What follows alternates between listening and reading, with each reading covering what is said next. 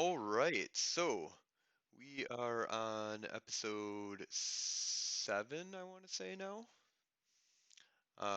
And this is our first live stream of our game.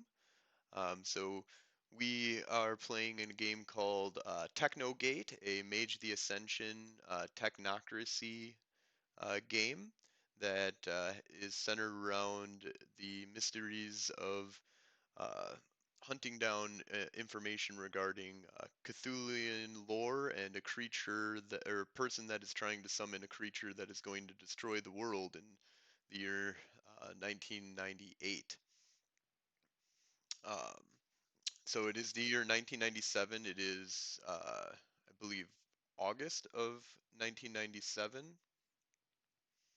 And our heroes had just gotten done verifying information regarding a um, dagger that they had found at the beginning of the story. That is the dagger of Cthulhu. They had verified its authenticity, and they have a technomancer currently analyzing a schematic, basically, of the dagger and using the um, dagger itself in order to kind of trace where it's been through history, and they have now discovered a layer that is in the middle of the abyss, um, and it is where the dagger had been being studied by a man named Muddin, who is the one trying to summon a creature to destroy the world. Um, the players belong to an organization called Technogate. It is a conclave in Madison, Wisconsin. That conclave is has basically a giant, for lack of a better word, Stargate that is being used to get to different locations all throughout the Umbra and deep space, and is a large conclave that has kind of been dedicated to deep space exploration and is controlled primarily by the Void Engineers. However, as of late, the Syndicate has been getting their hands into it as it has been sucking up more and more money. So they have installed a senator that is overseeing Senator Johnson, state senator of Wisconsin, who is overseeing the um, project currently, and the one that holds the strings to the purses of Madison's Technogate conclave. Um, the players had just recently got back from a mission that they had to go off book and had been hanging out with some reality deviants, specifically Wild Rider of the Virtual Adepts, who took them on a little journey into the digital web. Um, they had recently gone through an interrogation and had discovered that although there is definitely a branch of the technocracy that wants to know what happened, and there seems to be another branch of the technocracy, at least with the general and the major, seem to be knowing that they went off books and helped them cover it up, basically. Um, so they're being protected to a certain degree by the general and major of this organization, um, General Bridges, who runs Technogate, and Major Anderson, who is the second in command, besides the senator. So we are currently 2 days into our downtime. We had just finished day 2. They had been doing some research into the abyss, as well as research into, or well, it was Robert who learned how to shoot a gun better. Spent some time training up his gun skills. So we are moving on to day 3. So I'm just gonna start this off with Tycho. Um, go ahead and give your character, just give us all a description of your character, and then let me know what you're going to be doing during day 3 of our week downtime.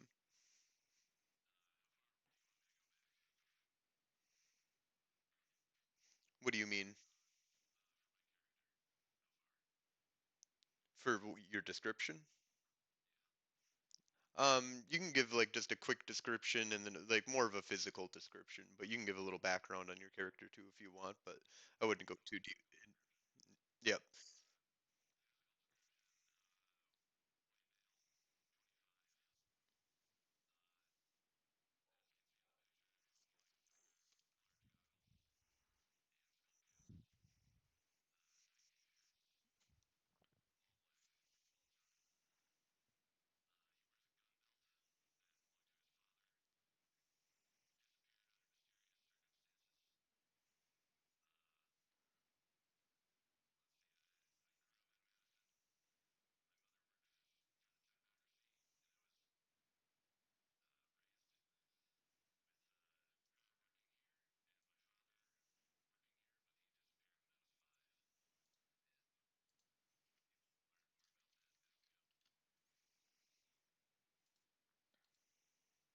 All right.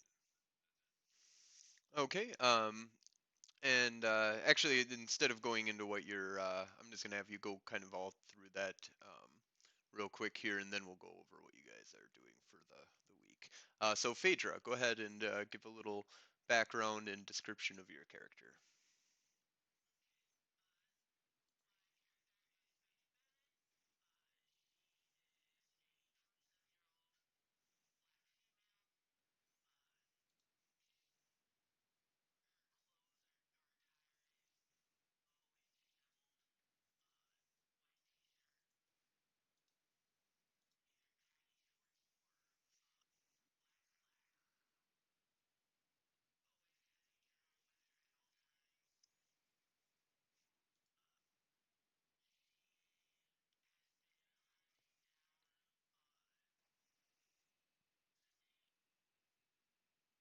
Mudden?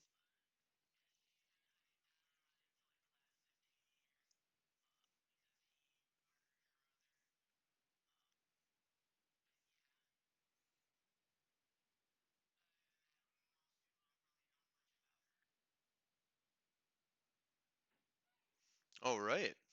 And Robert, what is give us a little bit of your character and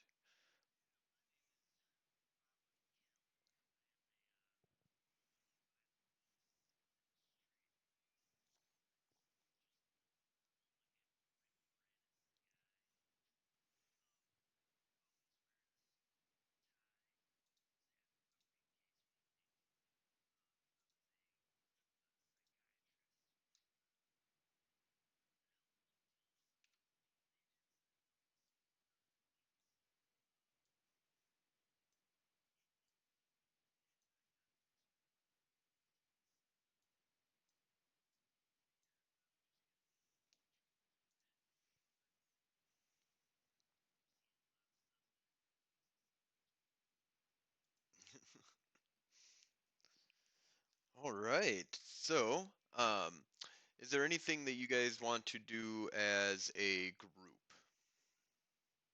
for the day 3?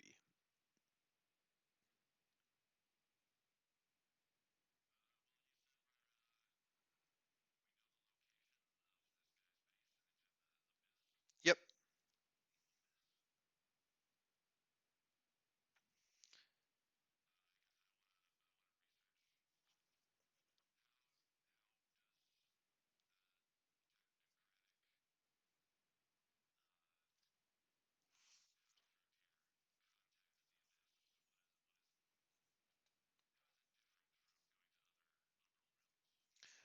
So that is something I kind of went over this last game, but let me go over this with everybody here again, because you guys did some research into the Abyss, um, and learned some things about the Abyss that basically there's a bunch of different laws about the Abyss, and some of them are about entering it.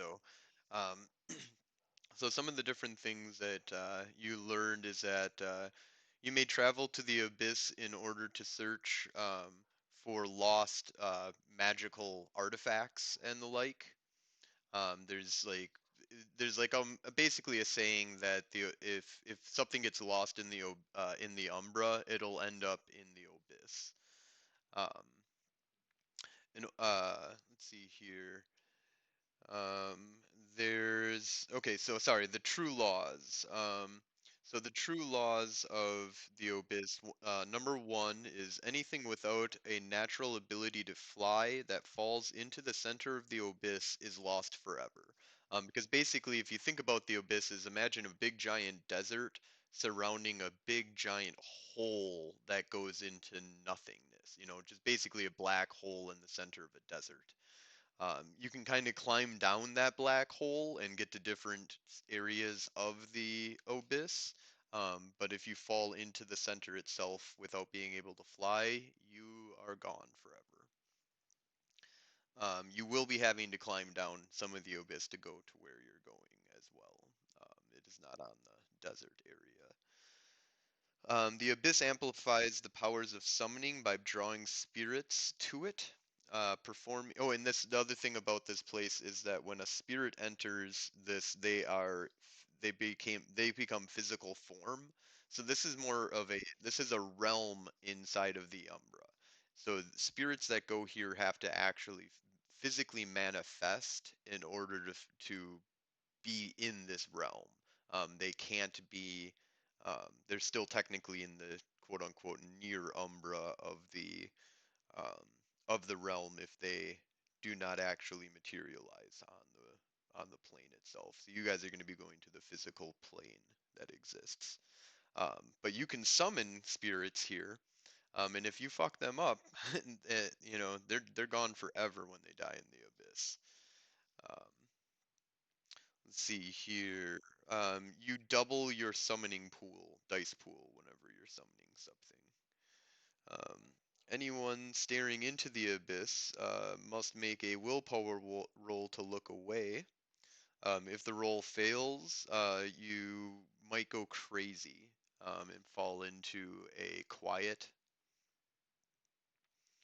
Um, You can explore the abyss by climbing down its walls that can lead to discovery of knowledge about oneself and an understanding of mystery, um, possibly, uh, possibly justifying purchases of enigmas or other spheres that you can kind of justify through the self knowledge that you get. Um, in order to successfully scale the sides of the abyss, you must make a strength plus athletics roll. Difficulty 6 or more, usually. Um, no actions involving the expenditure of quiescence work within the abyss. Spirits and uh,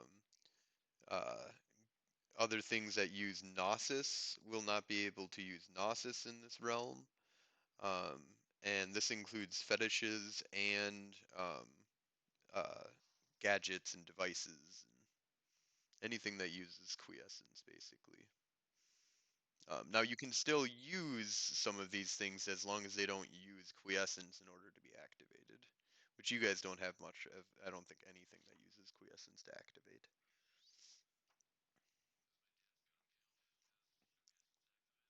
Nope, because you. No, yeah, we don't feel that right. At least at this point, that's not fueled with quiescence. So,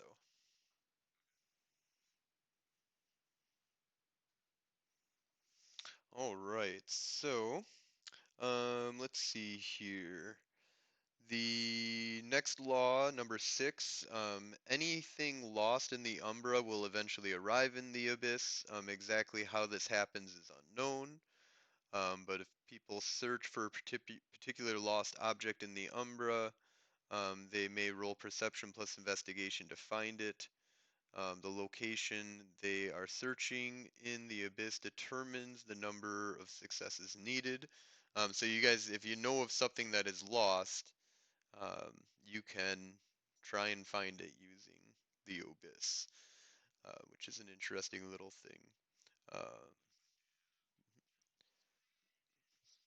Uh, well, I mean, The difficulty of this role is determined by the storyteller. But if you're on the surface, you'll need 6 successes. If you are in deep caves, you'll need 2 successes. There's the golden path, the silver path, and the iron path. Golden path is 5, silver path 4, difficulty of 3, and the iron path, the deep caves, is difficulty of 2. Or sorry, not difficulty, number of successes that you need.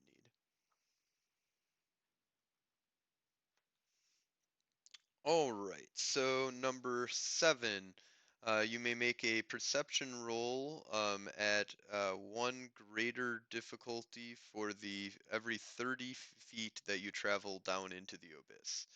Um, so basically, the deeper that you go, the harder it is to see. When the difficulty number for sight perception rolls goes above 10, you enter a separate sensory deprivation area. Once this happens, you can roll perception plus meditation.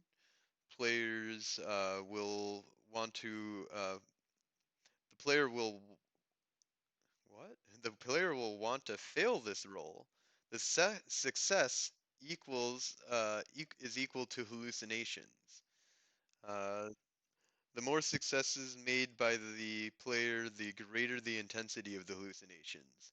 If you roll more successes than your current willpower, you lose touch with reality and believe your hallucinations are real. And then you can start going insane. Um, if you go deeper than difficulty of 10, for the how deep you go. So basically, the difficulty you all perception rolls are +1 difficulty for every 30 feet that you or 300 feet that you go down. So if you go down 300 every 300 feet that you go down, it'll be +1 difficult. I probably did say 30 before. So but it is 300. Yep. So every 300 feet you go down, the difficulty goes up +1 on your perception rolls. As soon as all standard, like I'm guessing they're saying standard difficulty of 6. So basically, once you've gone down 1,200 feet, you're basically in a sensory deprivation zone, and you need to make a perception plus um, meditation roll. And if you succeed at that at a difficulty of 8, you start hallucinating. If you get more successes than you have willpower, then you start believing in your hallucinations.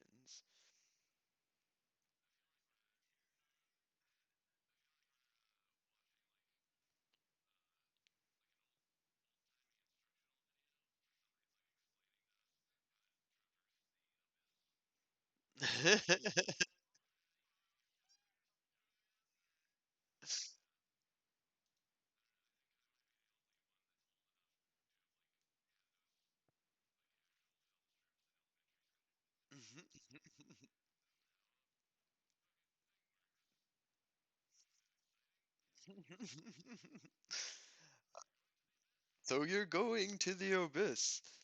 Um,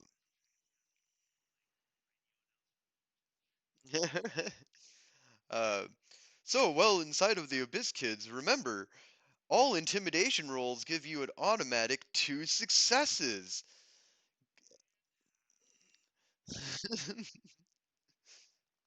Nobody knows. It's just a frightening fucking place to be.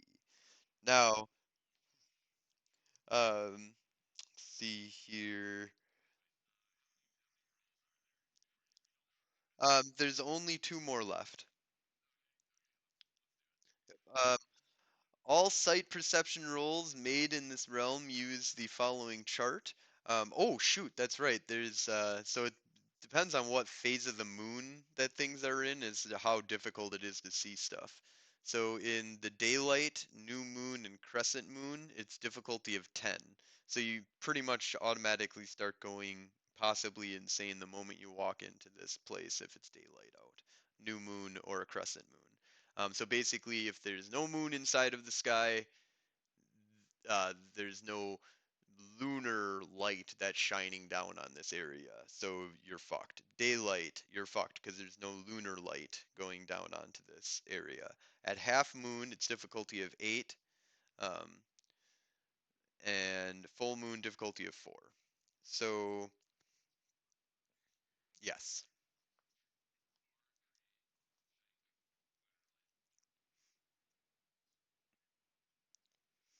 that might be an interesting experiment that we could go through. But in any case, the last one is you can collect gemstones and gold from the Golden Path.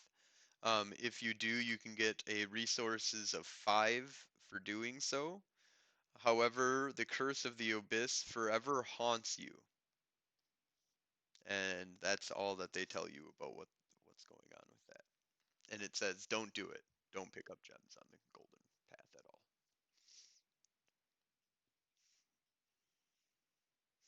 All right, so those are all the main rules that kind of are laid out in the guide to the Abyss. You also know you were also asking about entering the Abyss. Basically, it's really hard to just get to the Abyss through like other like teleportation or portals or stuff like that. Guru can't open up like moon bridges to the Abyss. Um, and but there are different kind of roads that go into the Abyss, which is the Iron Road, the Silver, or sorry, the Iron Path, the Golden Path, and the Silver Path. The Golden Path is the most precious of perilous of the three. Bones of Guru and other creature lie scattered in the rocks around it. Glittering veins of gold highlighted by patterns of emeralds and rubies mark the path. The Golden Path has large gaps in it, which may leap, may be leapt to continue downward. Many brave explorers venture down the Golden Path, but few return. The Iron Path travels with many, or traveled by many.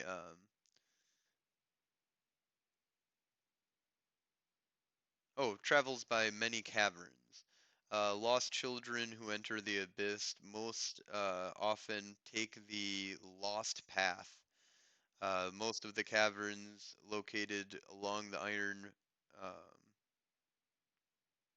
the Iron Path. Most of the caverns that located along the Iron Path only hold bones and decrepit bodies. But then there's the Silver Path. It's pretty much the one that's feared by werewolves because it's made out of silver. And the worm called Eater of Souls lives at the bottom of the Silver Path.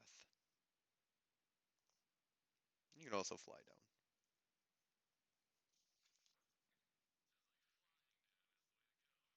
down.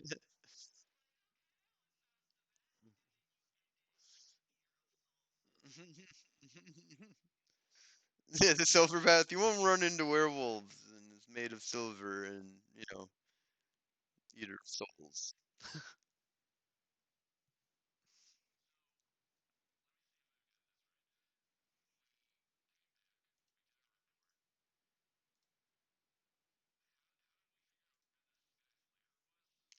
That was from Maxie. She analyzed the dagger and kind of used a correspondence time spell in order to, well, correspondence or data um, and time procedure in order to in order to kind of analyze where it's been in history, using the information that what she knows of before it was in Muddin's possession, and then now that we have it, what happened in between.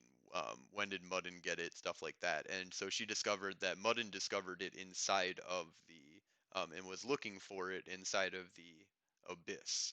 And basically, once he found it, he built a little um, workshop area to study it and to do experimentations with it, and spent it was like 2 years experimenting on this and understanding and studying this dagger. And then he started, and then she's still analyzing the data and going to let you know where it went after that. But that's the first place that she was able to locate that it had been, and it was the first place that it was after you know the last time that she knew of where it was.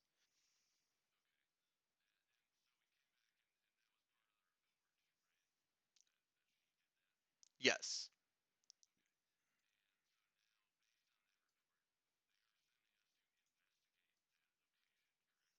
yes.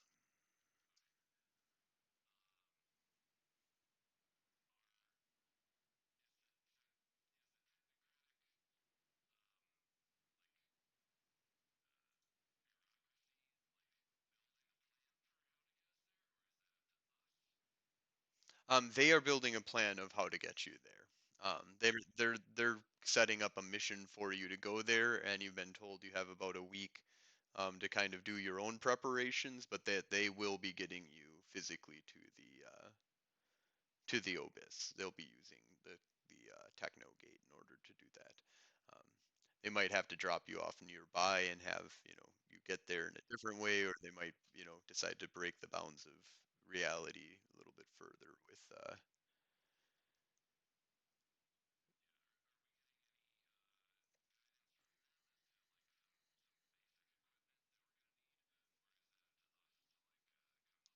that's kind of up to you guys to come up with. They've kind of given you access to and that's what you're kind of using right now is the technocratic database regarding the obis. But you're going to be the keepers of you're going to have to ask for requisitions basically. And you guys don't have any background points and that kind of stuff, so you don't have very good ability to requisition stuff without the background points. But you guys can role play into that more, and you can also role play why the requisition is important. You're not getting it because of your background, but because you have, solid reason to requisition a device or a gadget.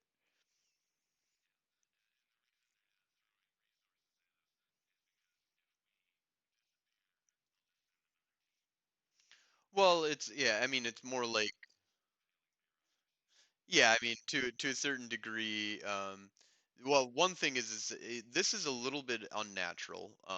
In Technogate, they're much the each team is considered to be kind of its own independent operation and needs to requisition its own stuff and kind of is given mission parameters, but they're open to how you are, want to try and succeed at doing it, and you're kind of responsible for the intel work that's needed besides the initial intel that they give you. You're expected to do further research, understand what you're supposed to be doing, and operate on an independent level.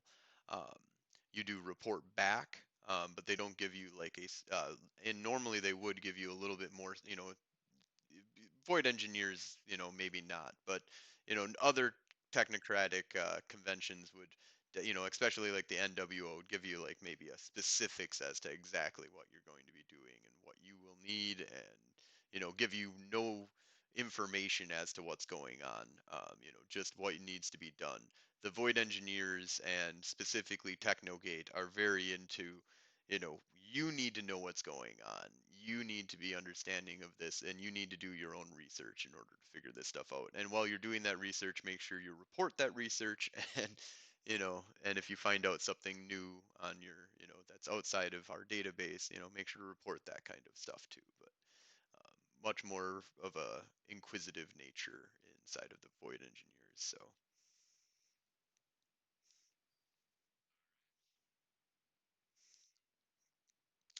okay, so back to the original question that went me on this big, huge spat of what's going on here, or how to get to the abyss. So that was what you were going to research into. You've already done that research. Is there anything that, as a group, that you guys want to be doing on day three, or do you guys want to just divide up and divide and conquer?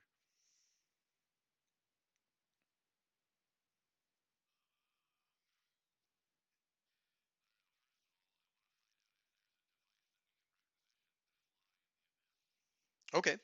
Um,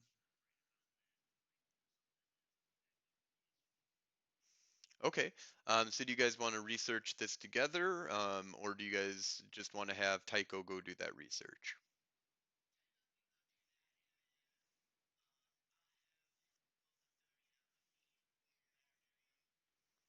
Okay. So Tycho, go ahead and make a research plus intelligence check.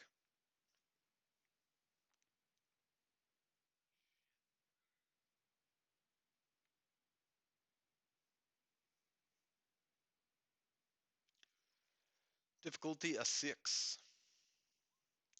Three successes. Look at that. Okay, so your three successes, I'm going to say that you can spend. Let's see. I'm gonna have you roll one more time. I'm gonna need you to get five successes total. Difficulty a 6. Oh, look at that! Killed it, killed it. All right. Yeah, that is sick. And just let everybody know, we're kind of doing away in my game with specialties and just enemies get it too, though. Everything that's rolls a 10 is two successes. Or D20, sorry, 20th anniversary um, changed it up so that if you roll a 10 and you had a specialty, you automatically get two successes. You don't re-roll to see if you get a second success. So you just automatically get two. We're doing away with specialties, so every roll just gets a two successes if you roll a 10, make things simple. So in this case, you've got six successes. Yep. Yeah, absolutely. Go ahead.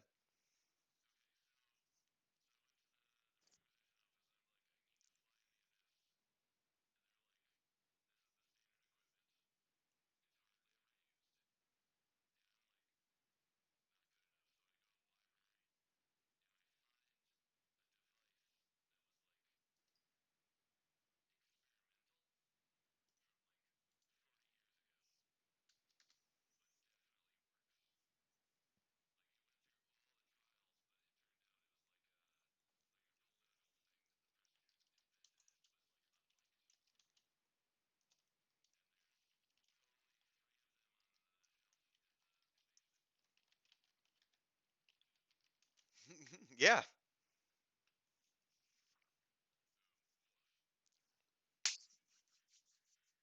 All right. So you guys have devices now to fly around in the abyss.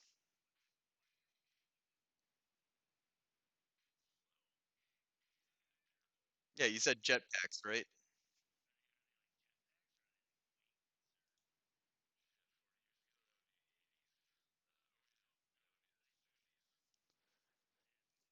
That'd be the jetpack era, man. So not quiet. They don't run on quiescence, that's for sure.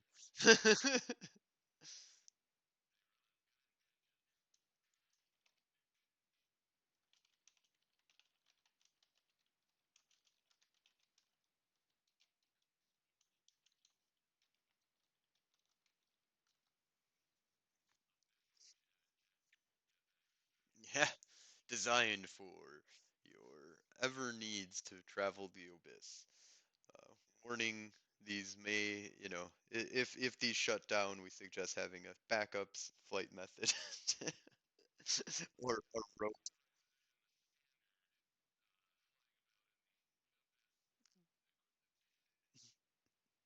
Um, we'll say that they also come with they'll give you also a set of like shoes that will you don't get a second set of flying, but you get something that'll stick you to the edge of the abyss, kind of like a magnetic draw to the edge of the abyss, even though it's not magnetic. But you get what I mean.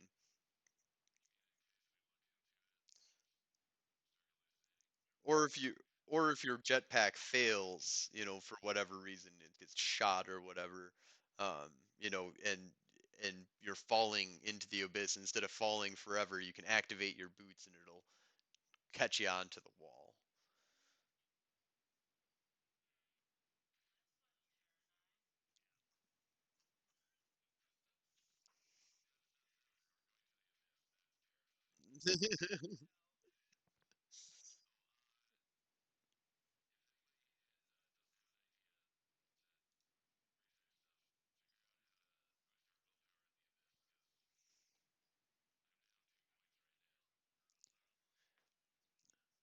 Oh, you get a willpower point every day that you sleep, and you don't over. Yeah, so well, I mean, you get back two, but you do want to keep that from other games. So yep. So just remember every day that we do a downtime or something, you sleep, or if you fulfill your nature, you can get a willpower point back.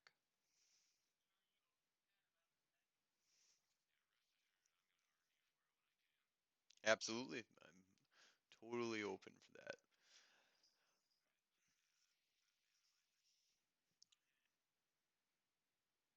All right.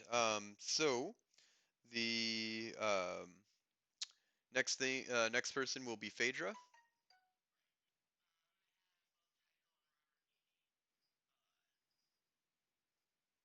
Well, Taiko won't be able to meet with you because he's doing the researching. Well, what do you do? What are you doing in the after before afternoon?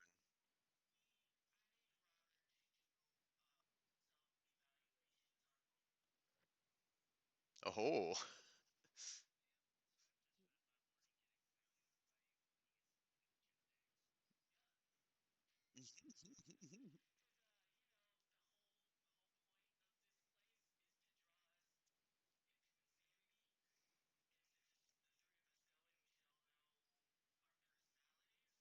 so you want him to do a psych eval on all three of you? Okay, so the psychologist is going to just do a baseline psych eval on everybody.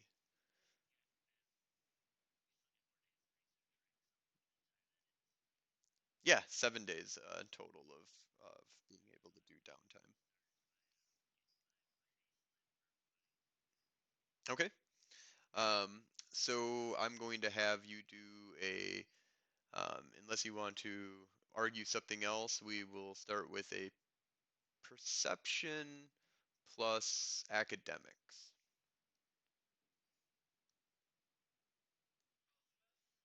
Just him. So he's going to do a psych eval first on you. Difficulty will be 6, and um, every dice roll takes an hour.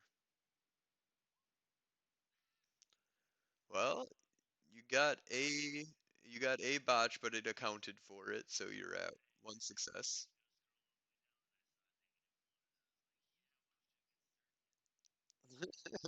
So you did get one success on her. So you've got like a baseline of her personality. Yeah, Phaedra, do you want to give what your baseline personality is?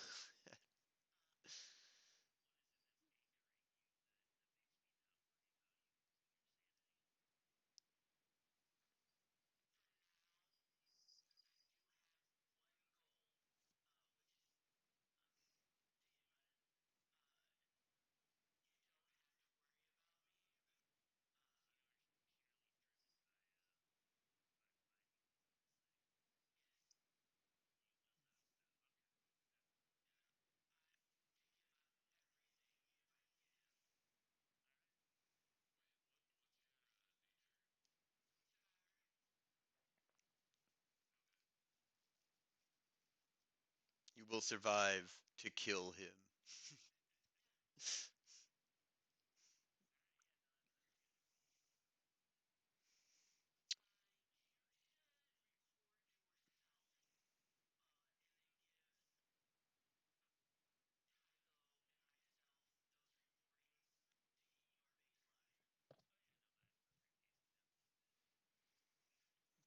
All right.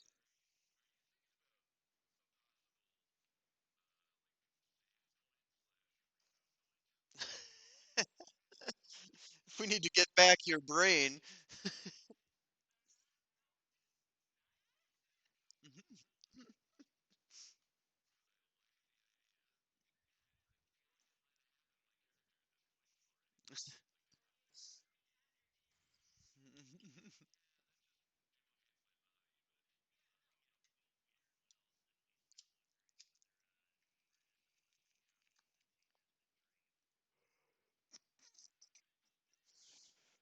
Oh, you guys died a long time ago. Don't worry. Brought you back plenty of times. So have I. It's fine. Death.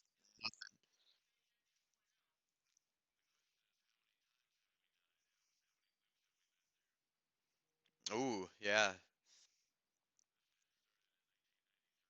Do you have a model number tattooed underneath your armpit or something? You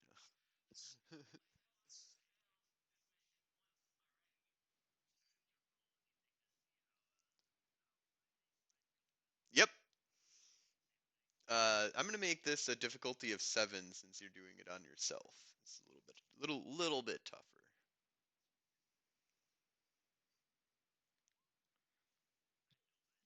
Oh yeah, yeah. You know yourself well. 3 successes.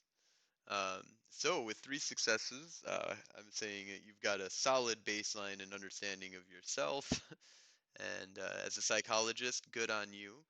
Um, and you've got that solid baseline now. And then we'll just have it happen in the future. But go ahead and roll for Tycho.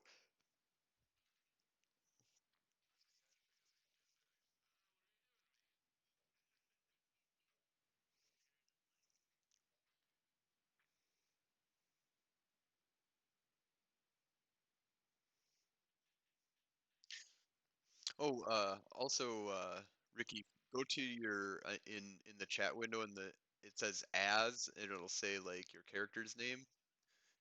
Click on that and then select your actual character so that it'll show in this box in the bottom left hand corner of where we're showing all of our pictures. Try picking another Robert Kell. Yeah, there's 2 Robert Kells here. Yeah, cool, awesome. Awesome. All right. So the only one you can't really pin down is Phaedra. No, no surprise there. Uh, apparently the dice know what's going on here. They just wanted to, and of course, Tycho is the easy one to really understand. Like, he's got right, and werewolf syndrome.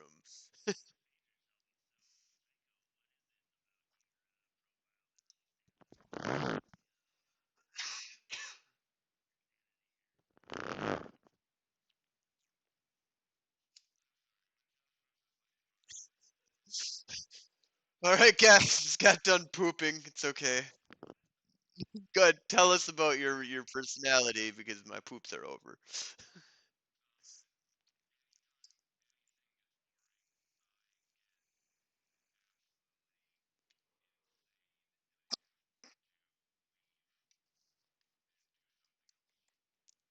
That's supposed to make him. It's gonna make him feel comfortable about you in the abyss. Ah, I suppose. Good point.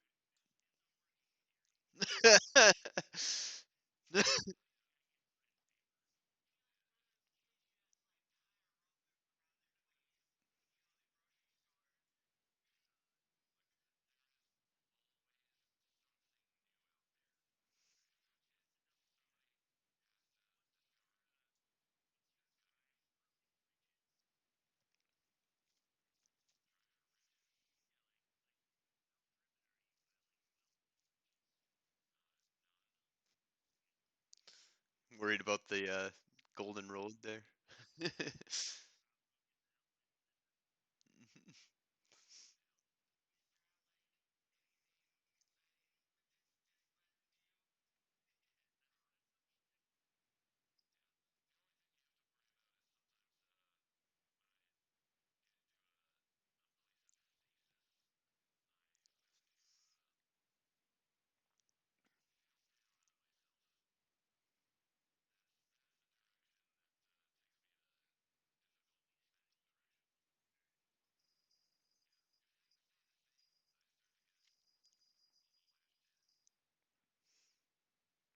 Okay.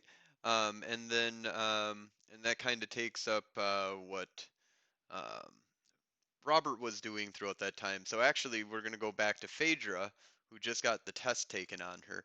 What are you doing besides getting the test taken on you? Because that's not that's going to take up Robert's time to analyze the test and stuff like that.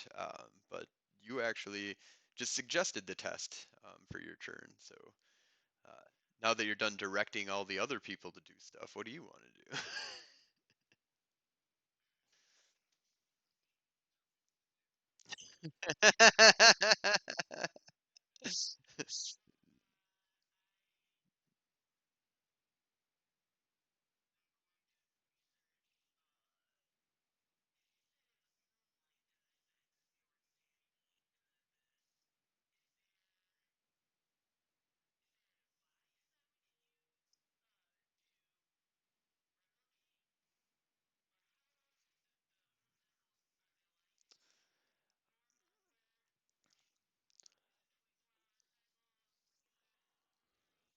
Well, so to replicate Moonlight at the very least, I'm gonna say that's gonna require a forces of 3 to just like make it out of nothing um, type stuff. But yeah, you could manipulate capturing Moonlight, and that might you can maybe make like a flashlight that would allow you to see during during daytime or um, to help you see during the day.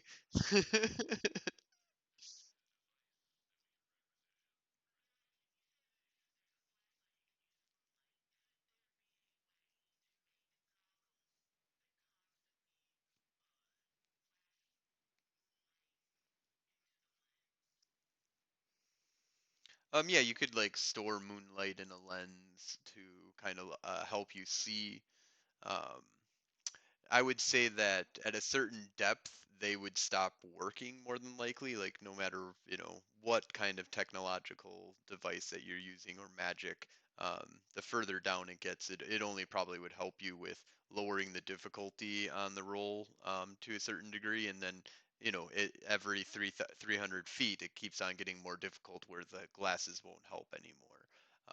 But yeah, I would say that that is something that you wouldn't be able to requisition without a bunch of research into finding in that, or you could try and make them your guys' self with forces of 2, but you would have to like, set up a capturing of moonlight thing, and okay, so go ahead and do a research plus intelligence check.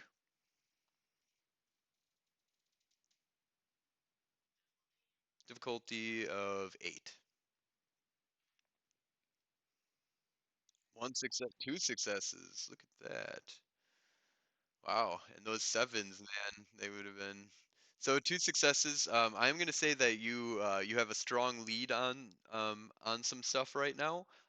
That there was some technocrats that went into the abyss at one point, and there's talk of moon glasses that they created.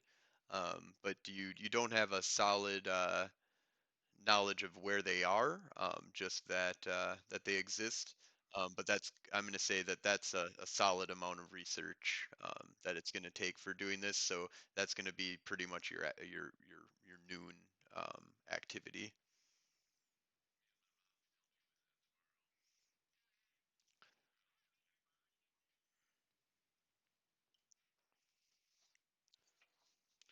All right. So you guys said that you guys wanted to for the afternoon meet up at Denny's, or Phaedra was saying that.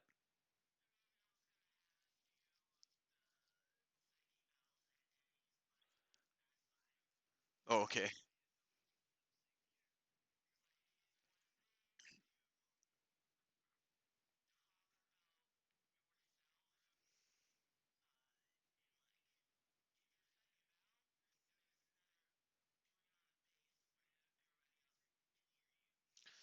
All three of you get a text message at about like 5 p.m., give or take, and you check it, and it just appears for what looks like, an hour that you've been staring at it, but really has only been like, 1 second that has kind of gone by, and all you get is this like long stare, or what feels like a long stare at a text message that says, "Meet me at Denny's," and then it disappears, and there's no record of it ever being on your phone or anything.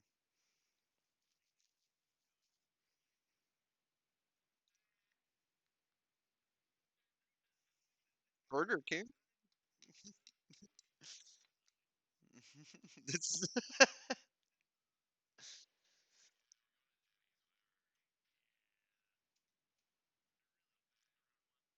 yep. Yeah, you're gonna be played with. All right, so you guys arrive at Denny's. Then we'll say like at about like 6 o'clock, give or take. Um, when you guys arrive, you see that Major Anderson is waiting there. He's got a big pile of pancakes in front of him. Yep. He's like, ah, good, you got my message.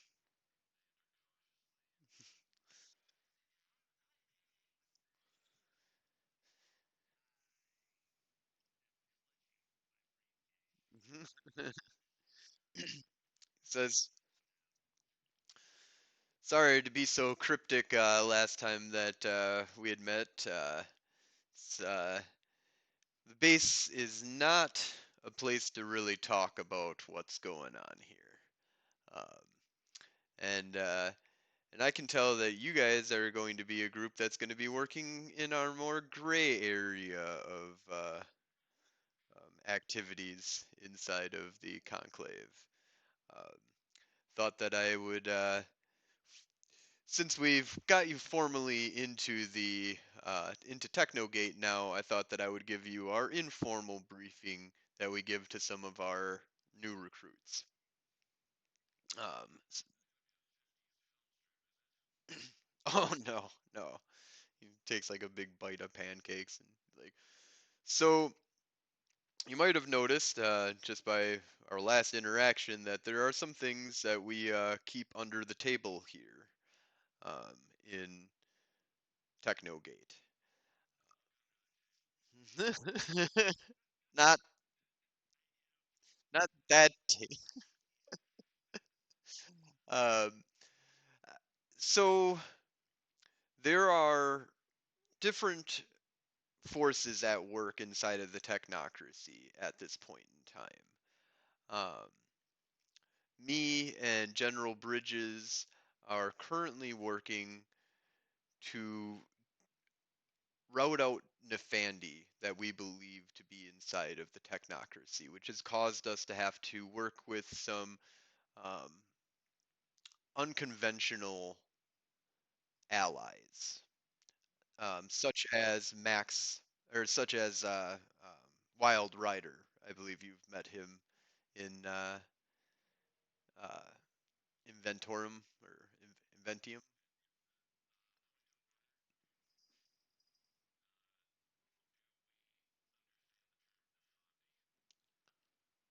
I will leave that up to you to decide.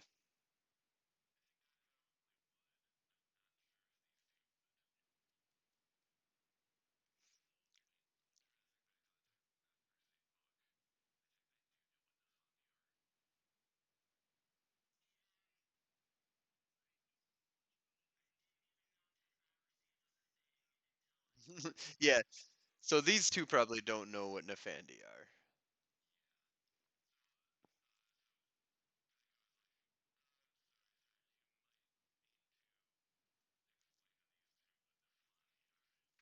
Understandable.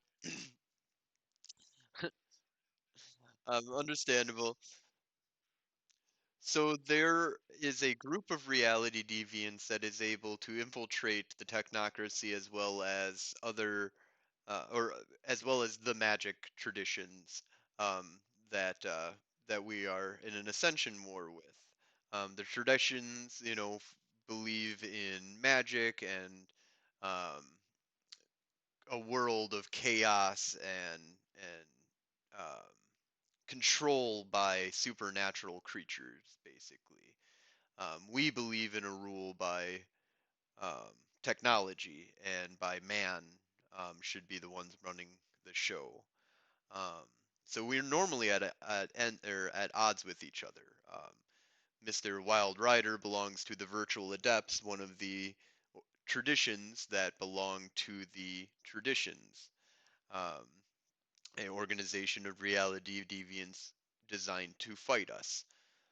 Um, the Nefandi are a organization all of their own, or a labeling that we've given to corrupted individuals that have former technocratic people who have fallen to become a reality deviant of their own, due to corruption, or even just other reality deviants falling to their inner corruption.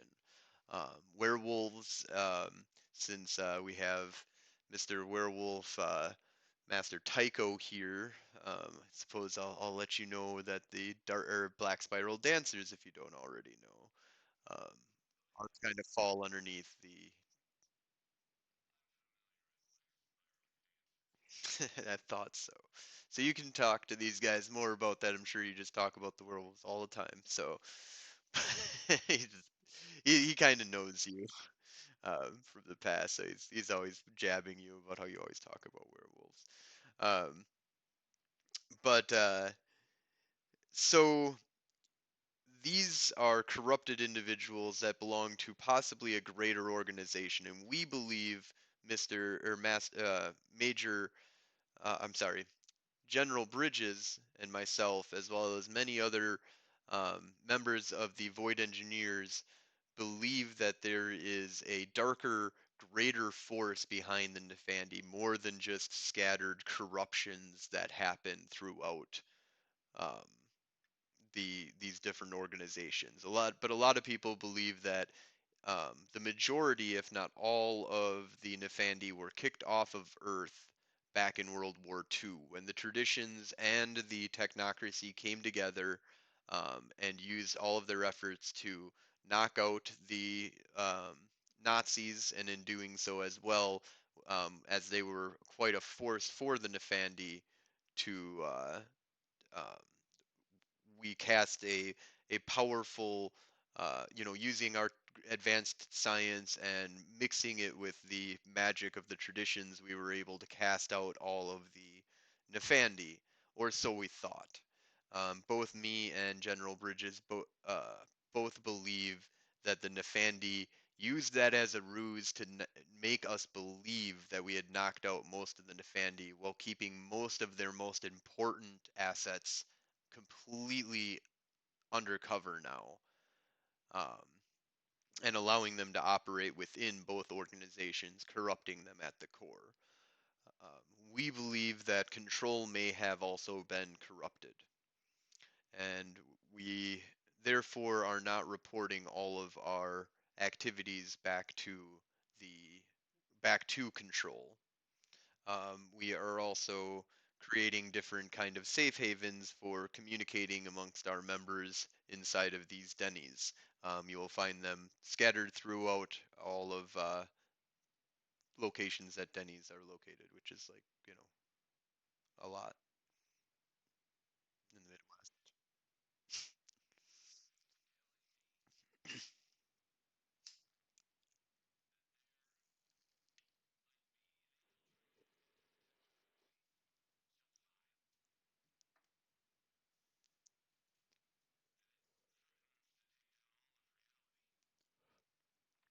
And not just that, but we believe what you're currently researching into is directly tied into the plans of the Nefandi.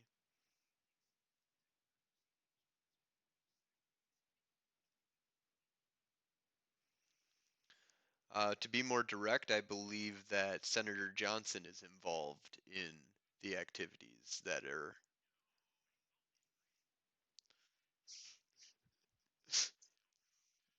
state senator.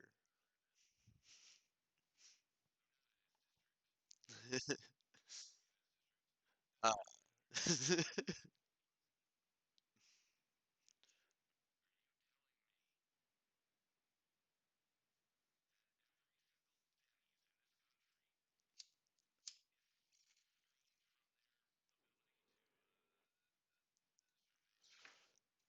No, not every Denny's, but select ones throughout the Midwest.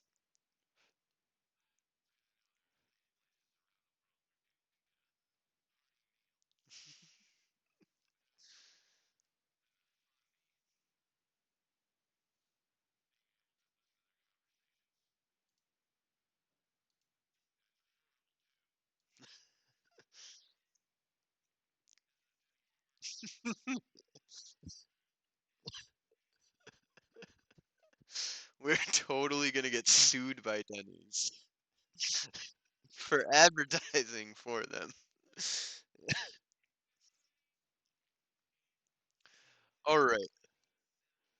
So what I'm gonna do right now, though, is kind of take a break. We're gonna go to commercial break with that stunning revelation that you guys kind of roll that over. Yeah.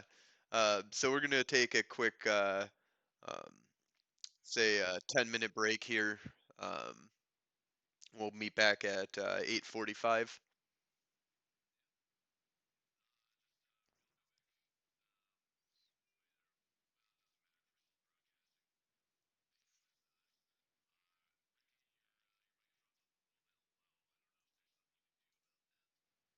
Ricky might be AFK right now too because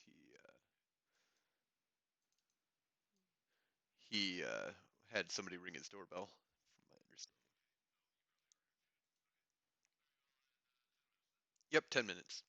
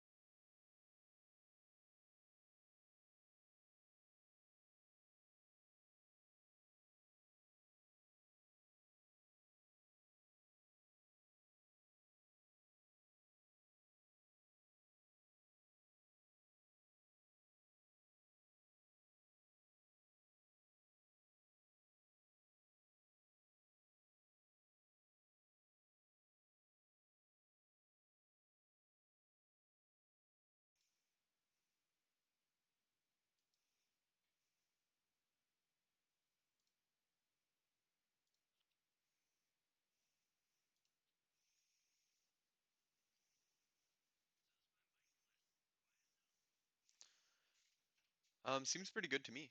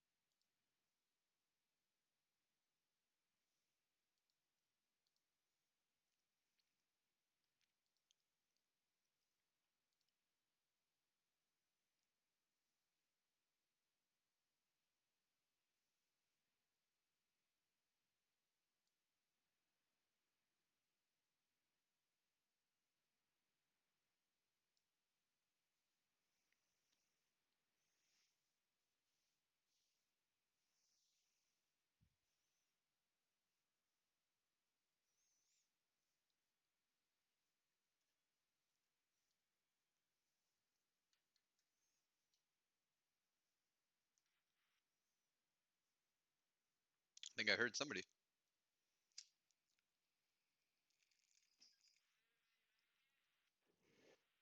I'm back.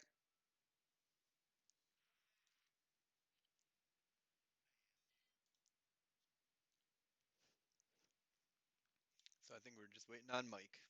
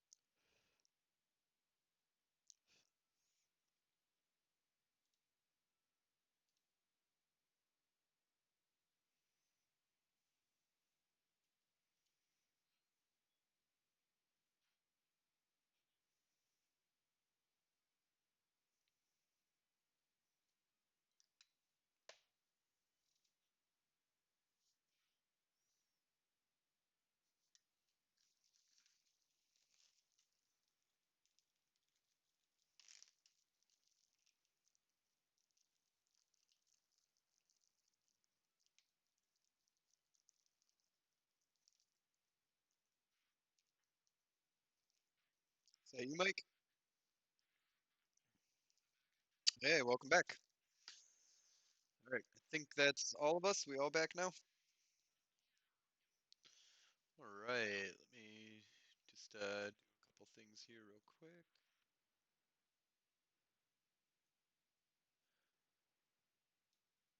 Okay, so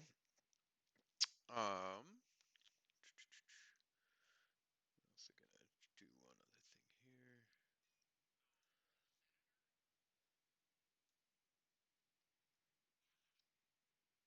All right, so we come back from our commercial break here, and after our commercial break is over, the last thing that he basically was getting done telling you was that the senator is believed to be working for the Nefandi. So, I'm guessing you guys have a lot of questions here. What is the, you know, what questions do you have? I'm sure you have many.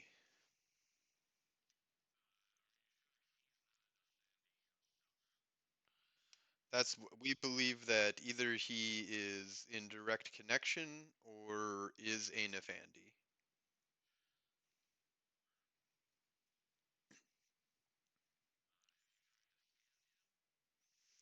Yes, I mean, of course, he's gone through all, as as as we believe the Nefandi have easily been able to disguise and hide themselves among us. I mean, even before we thought we kicked them off, they were able to do such things, and it's foolish of us to have thought that it was a permanent spell to, or a permanent fix to knock them out of reality.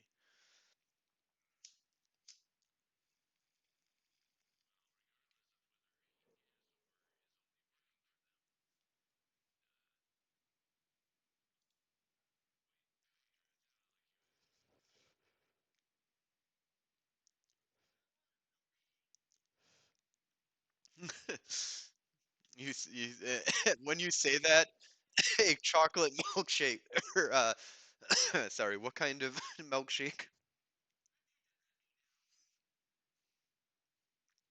So a cookie dough milkshake appears. Well, the person brings it out and puts it down in front of you.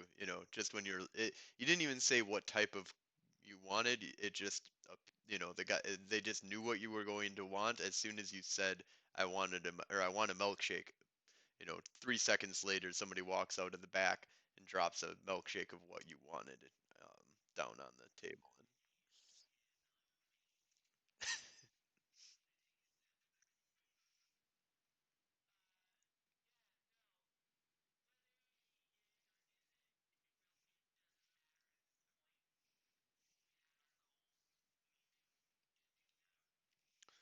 Well, it does matter in the sense that we need to ensure that our investigations, but we can't report what is truthfully happening behind the scenes. As in the entirety of the technocracy, and how many people know that Senator Johnson is possibly a Nefandi? Well, uh, Gate team, Technogate team, I want to say seven is my team. Um, is all of us on that team know? General Bridges knows, um, but um, your mother does know.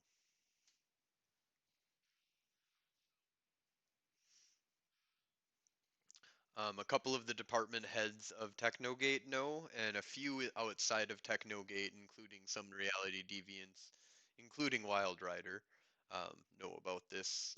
Maxie knows as well.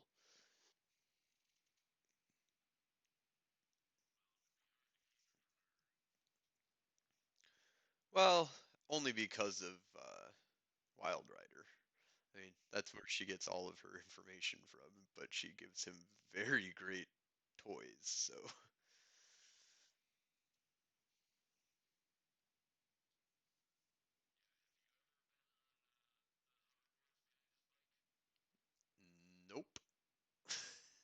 That does not sound fun at all.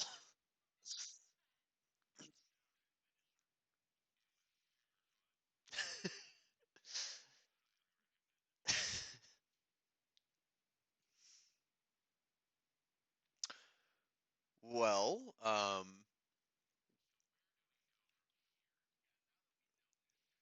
well, now that you are in the know, I will be working with you to file your reports when you come back to ensure that they meet the standards that will be needed in order to pass inspection.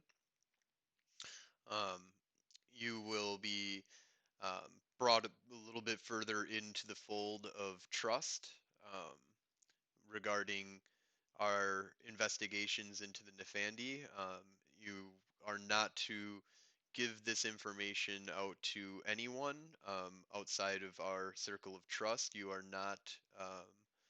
You're basically being put underneath NDA, and he actually does pull out a contract and says, "I need you now all to sign this."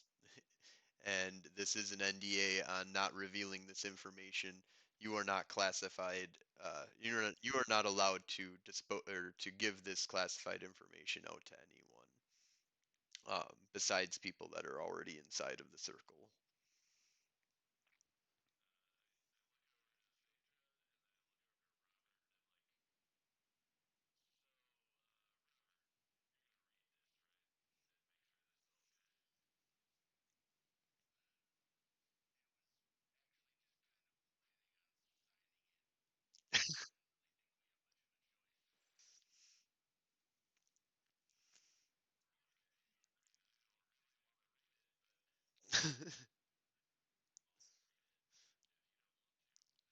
Intelligence plus academics.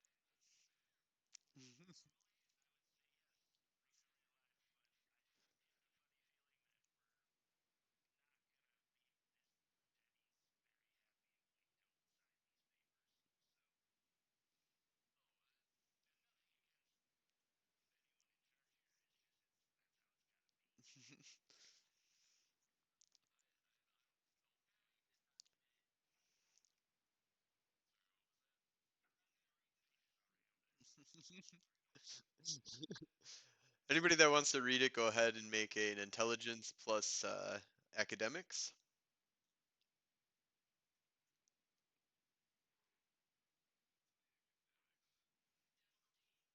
Difficulty of 8. If you do not have academics, it'll be difficulty of 9.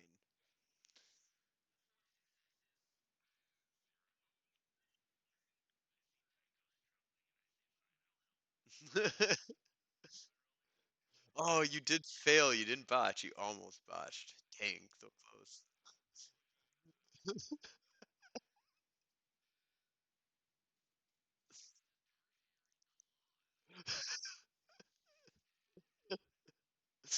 I mean, it's only about 3 pages. Intelligence.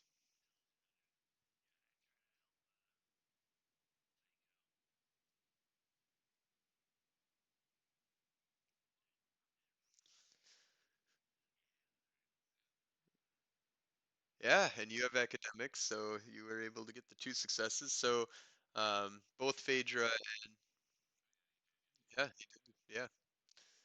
So both Phaedra and Robert are able to look this over, and basically it is a an advanced.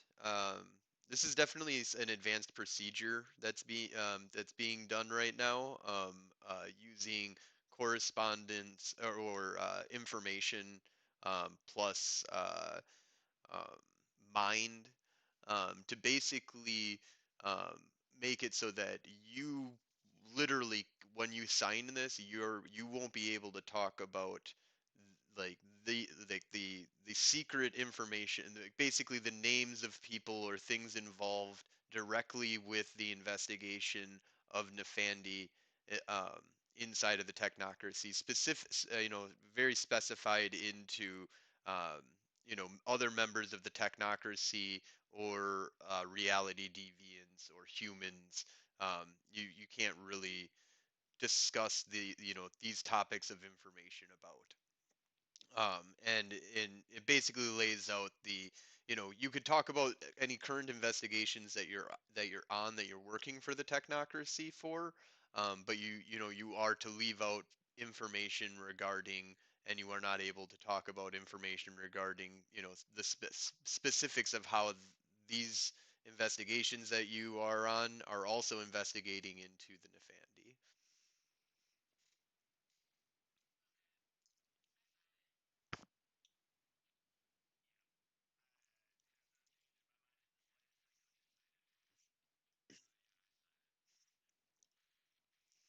All right, so all three of you sign. He says, "Awesome. Yeah, sorry, we just have to cover all of our bases, um, and have a certain level of assurance on the NDA here."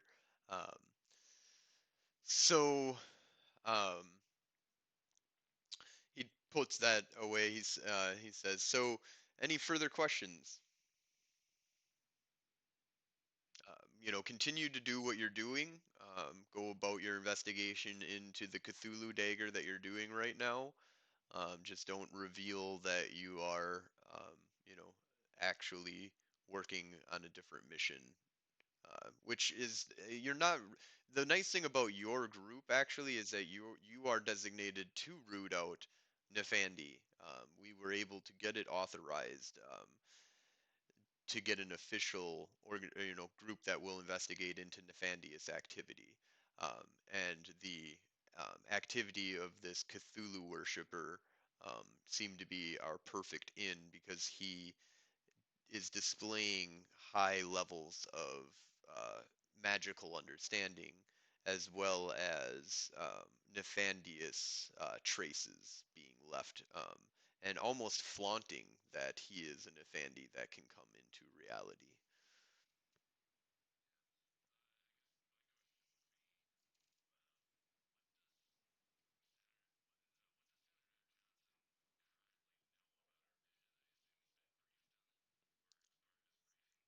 From my understanding, it is the uh, his eyes are on all reports regarding this, and he is extremely interested into the formation and investigations that you are part of. He is very encouraging of this formation, and actually was one of the ones that we thought would be a very highly against the creation of a Nefandi, uh, you know, hunting um, task force inside of Technogate. Um, but he seemed to be all for it. However, we also do know that he has put large allegations of Nefandi activity being displayed by myself and General Bridges, as well as all of Technogate Team 7. Um, so he believes us to be Nefandi, and I am sure that he will try and use you to uh, try and prove that we are Nefandi.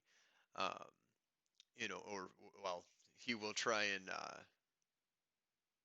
what's the word that I'm looking for? Out of game. I'm trying to. He's framing. He's going to try and use you to frame us in some way, shape, or form. We're sure. Um,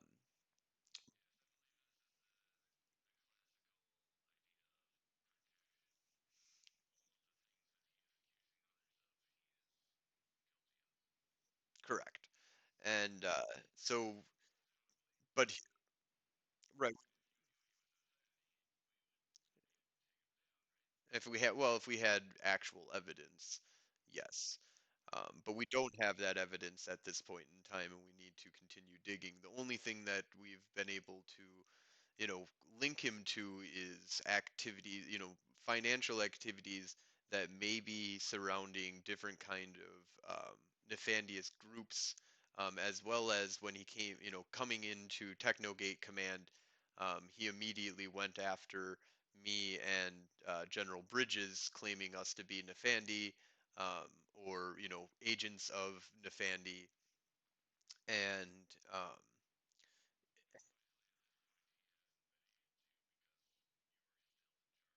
oh, correct, yes. I mean, he doesn't have any proof either. Um, so it's one of these situations where, you know, we've been investigating secretly into the Nefandi. There was recently an incident regarding a Nefandi that was able to break into reality using Technogate command. Um, and so that was something that, brought the eye of control down on us. So at this point in time, though, um, he was able to come in and uh, basically control the purse strings of Technogate Command, considering how much money that we have. He tried to get both me and General Bridges fired immediately. We were put it on a suspended leave for a month. But after Control reviewed the situation, it reinstated us.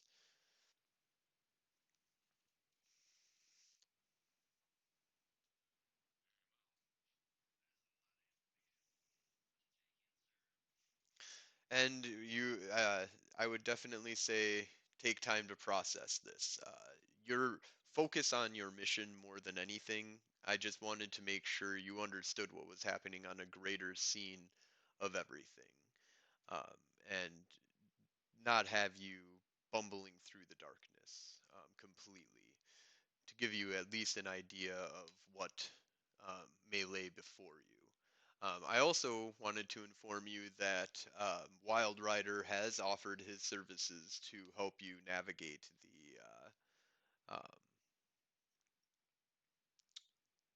abyss if you so wish.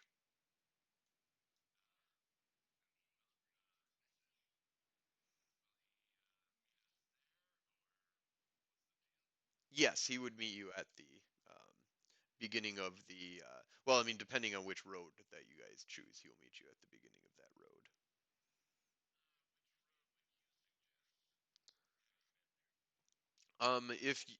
To be truthful, if you could um, avoid the temptation, the Golden Road is an interesting path because it's the hardest part is not picking up those jewels.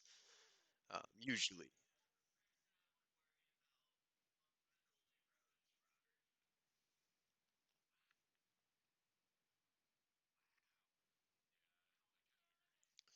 I would I would suggest not to do the Silver Path, but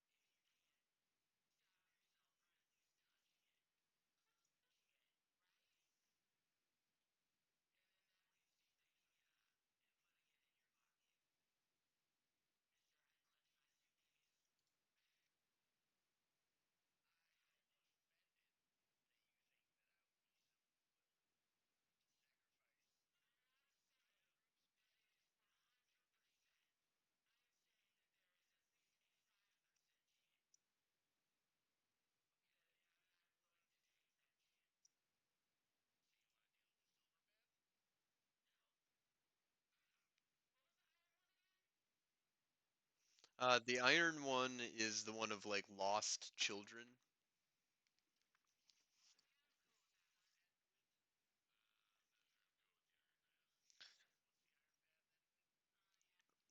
So the lost children, which specifically lost Guru children, who enter the abyss often take the iron path. Most of the caves along the iron path only hold bones and desecrated bodies.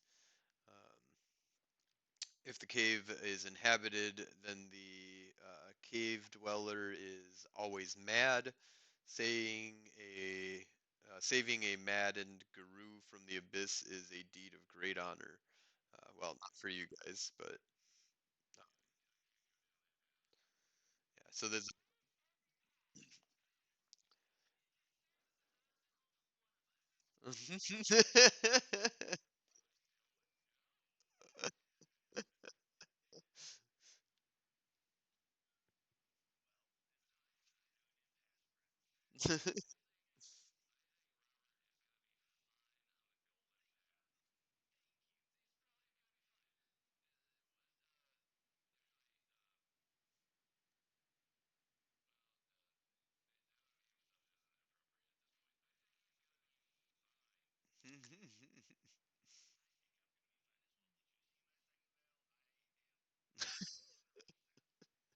Did you see the psychoval and have I did it myself?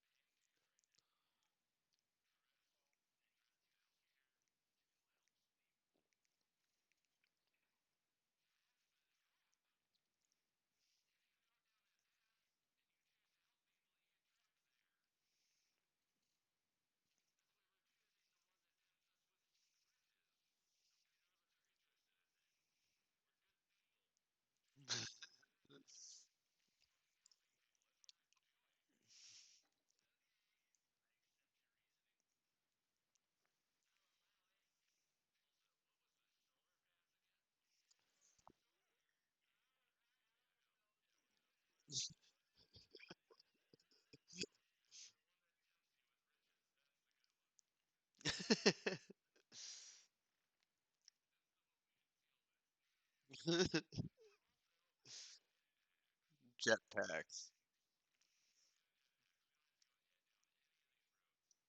Yeah, technically you do have jetpacks.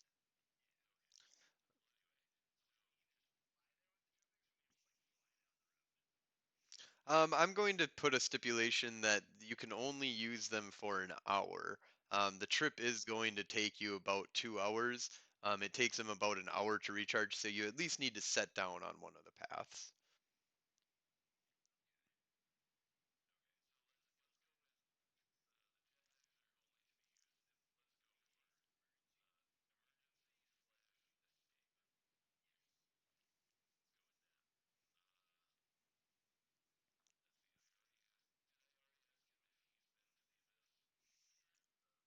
No, we didn't ask him if he's been to the abyss. But yes, I've been. I have done a small trek when we had to find a lost artifact that we had to use the abyss in order to retrieve.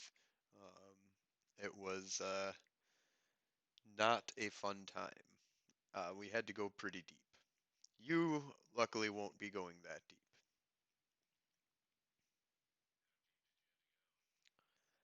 I'm not going to talk about it. Let's just say we went that deep.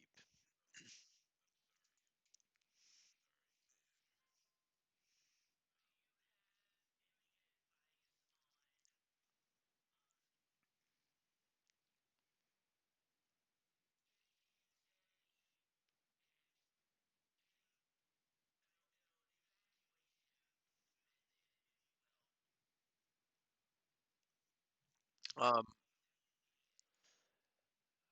I mean, it sounds like you guys, with the jetpacks, the boots, and the knowledge of not staring into the abyss, I would say I like your plan of keeping the jetpacks more for a emergency situation and GTFO card.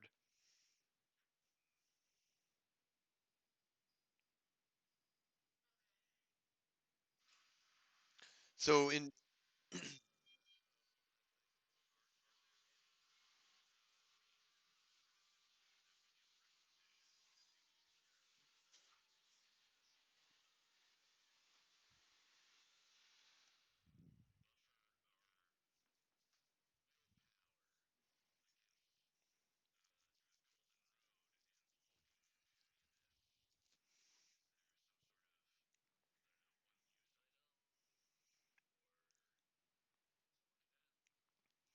um, I might have something for you here. He pulls out a three bottles and puts them down. He's like, "This is all liquid courage. It's I it's got an interesting taste to it, but it will temporarily uh, strengthen your willpower. Out of game, it gives you two extra willpower for an hour.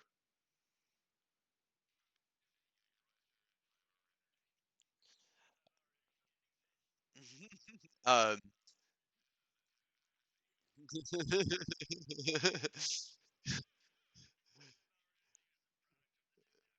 it's Jägermeister. Uh, it's Jägermeister, Red Bull, and 5 Hour Energy all mixed into one.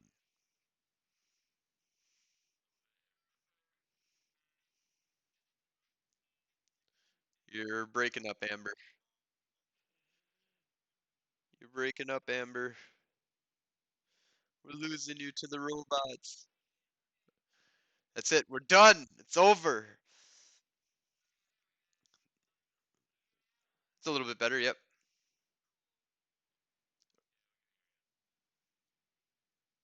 So what were you saying? Lost it. Lost it now. It's not. All right. So yeah, they just give a two extra willpower for 2 hours, or sorry, for 1 hour. Um, so if you drink it for 1 hour, you have two extra willpower. Not on top of that's your total willpower, not temporary. It will give you two temporary on top of that, of course, because if you gain two willpower, you'll get those two temporary points. But it doesn't necessarily restore it as much as it get. Well, it restores two and gives you two. Um,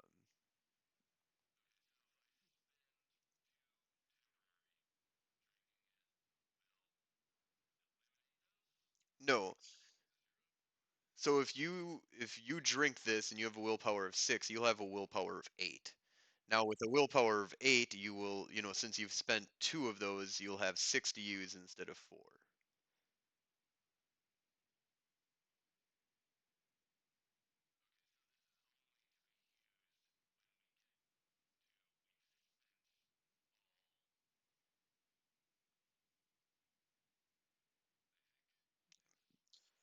the you're to use it when you need to have more willpower, actual permanent willpower, because that's what the staring into that's what the abyss actually is the problem. Because the if you get more successes on your what was that, perception plus meditation roll, then you have willpower, you go insane. So you want more permanent willpower. So once you start going insane, or it gets really difficult, you know, drink this. You shouldn't need it too much though, because now staring into the abyss is a straight up willpower check, I believe. Yep, make a willpower roll to look away, and that's always permanent willpower, not temporary. So if you have one temporary willpower point left, you still roll all, 6 or 8 or whatever you have for your willpower.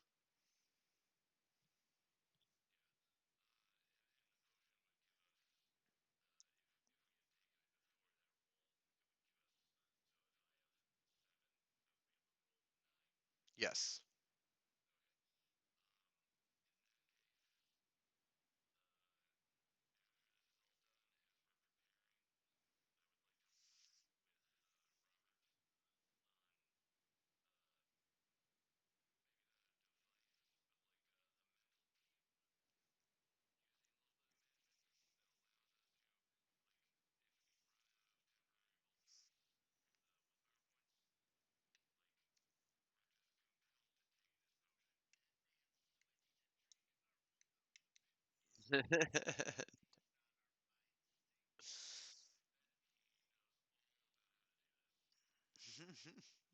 Sounds right up his alley.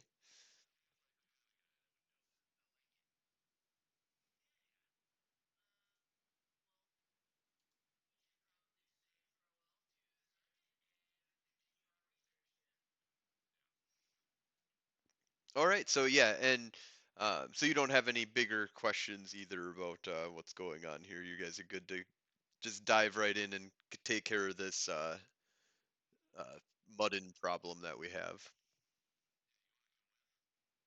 No, I've got lots of stuff I need to do myself. But thank you for the invite. And and he finishes up his pancakes and he says, and with that, I'm gonna head on out. Enjoy your guys' meal.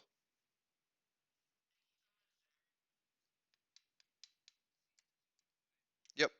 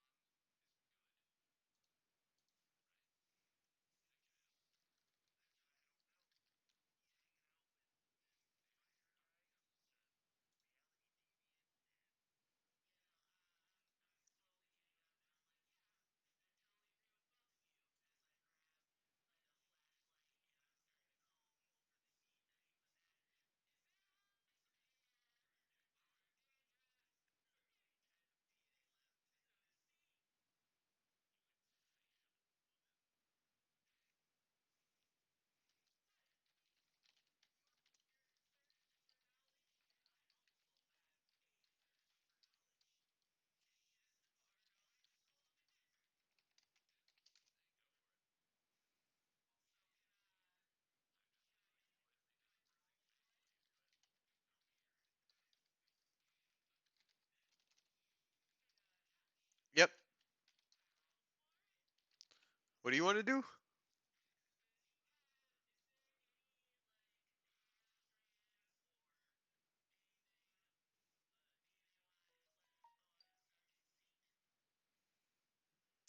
On Major Anderson. Um, Go ahead and make a perception plus investigation roll. Difficulty of 9.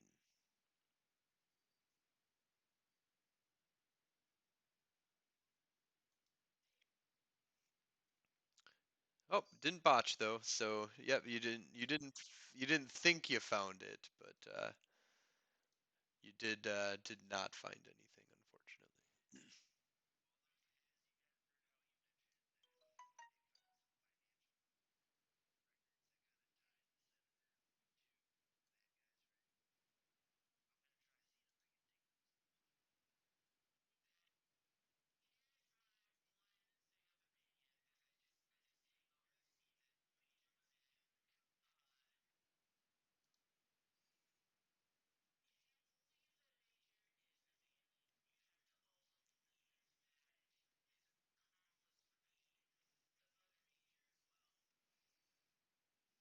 You mean the general?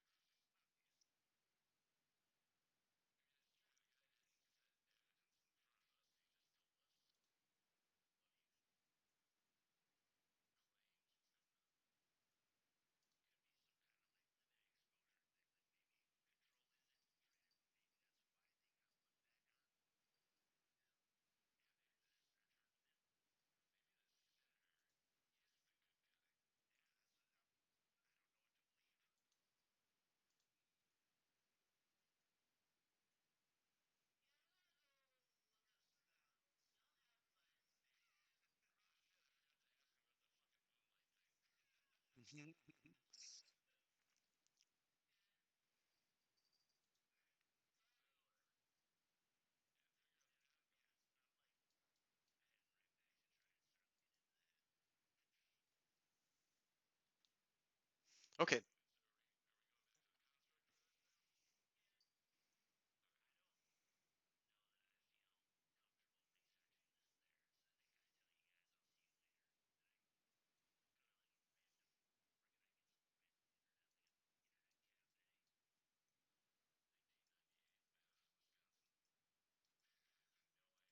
Uh, ping time, I think, might have been around at that point. Um, so ping time was a little gaming arcade that, or not arcade, but like you could play LAN games with each other. It was on State Street.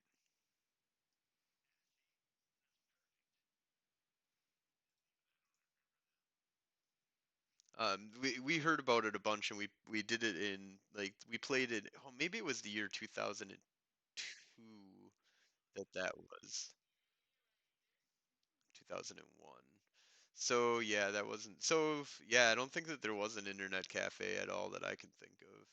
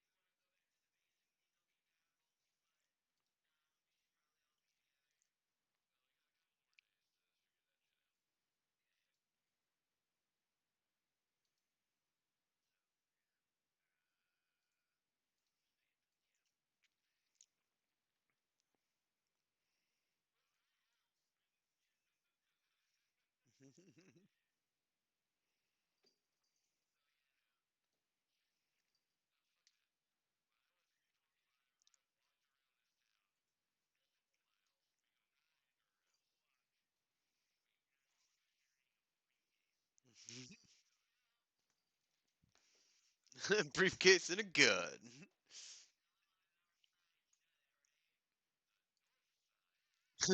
You guys are on the east side, Denny's. North side isn't that bad. That's almost north side.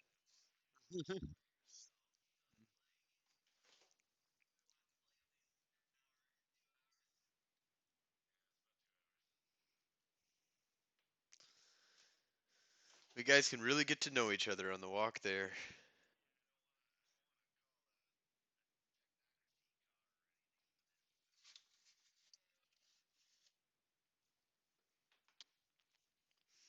All right,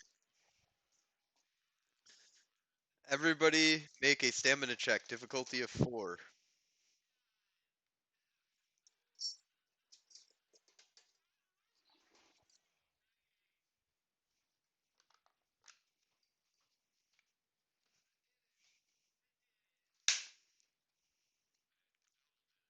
Yeah. So Tycho at the end is like, "Yeah, man, you guys look like almost out of breath." I'm fine.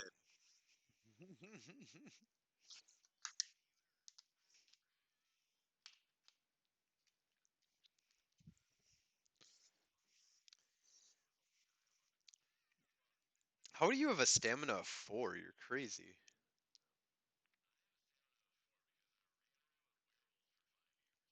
Oh, you're smart. Wow.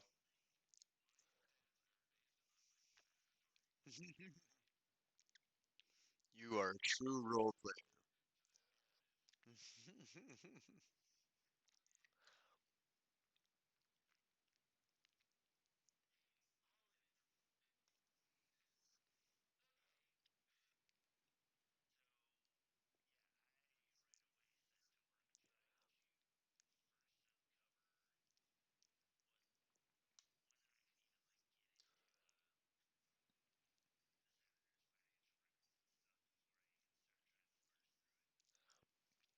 Um, make a intelligence plus academics.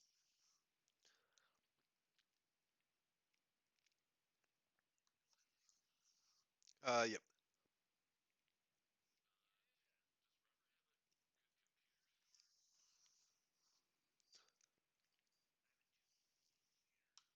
What do you have in academics? Okay. Um, yep.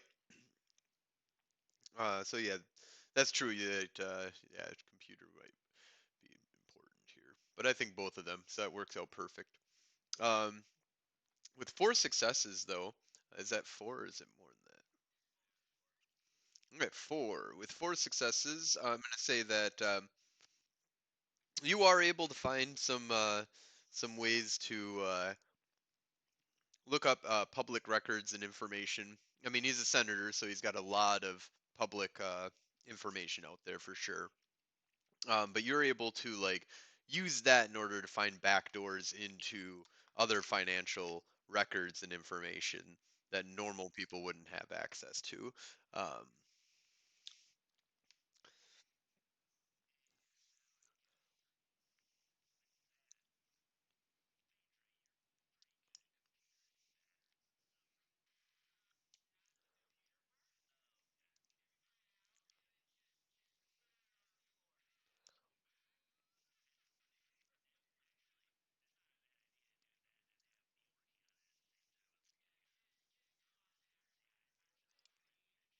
Mhm. Yeah.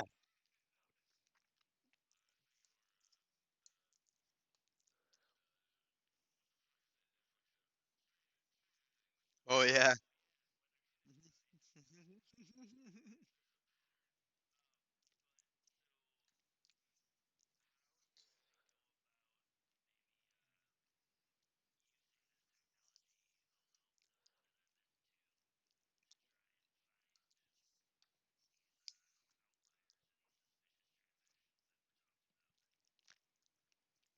So go ahead and so I'm going to say that we're going to take the roll that you already did there, and that applies to lowering the difficulty on your Arate roll.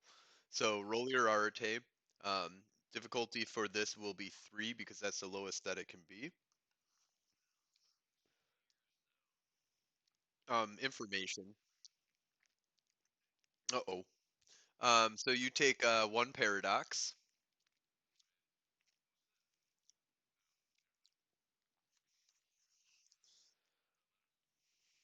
Yep. And the computer short circuits. And like, what the hell did you do? What's going on? Did you spill coffee all over this thing?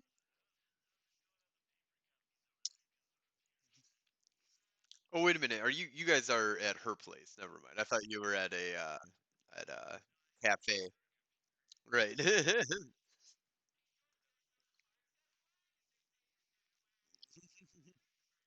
um, on a roll of 8 or higher on this roll that I'm gonna do right now, that happens. Nope. So no papers caught on fire. You're good.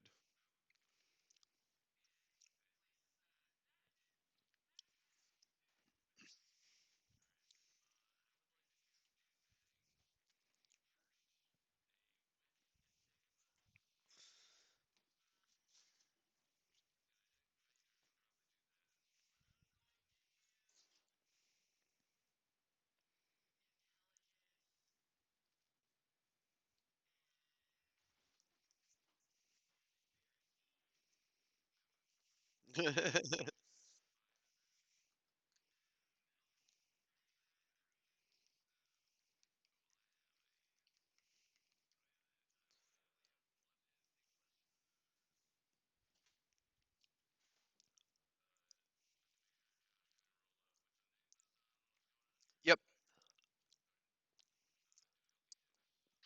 Yep. And then Phaedra make the same thing but with conspiracy instead.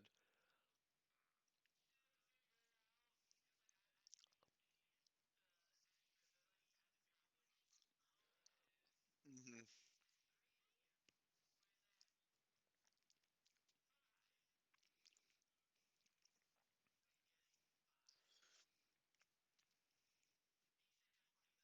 Yep. So Mike got 1 success or 2 successes. Yep, but no botch. So that's all right. So you were difficulty 8. But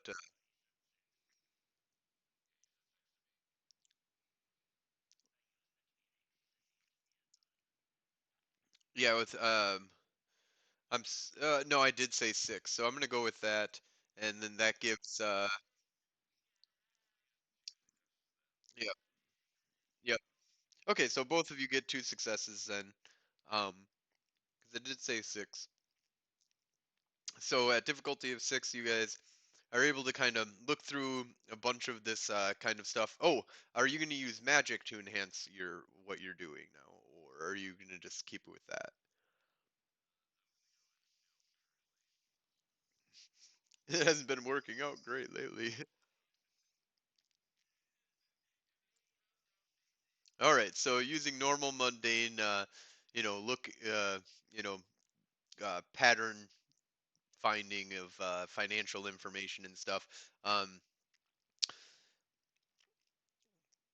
I'm gonna need Tycho to be the one to interpret what's going on here and help you guys a little bit. So Tycho, I'm gonna have you make a intelligence plus academics because just base pattern, you're gonna need at least some assistance because without magic, you're not gonna be able to just find the enigma in this. Difficulty for Robert will be difficulty of sorry, Robert, because you have academics, or does Tycho, do you have academics, or Phaedra, do you have academics?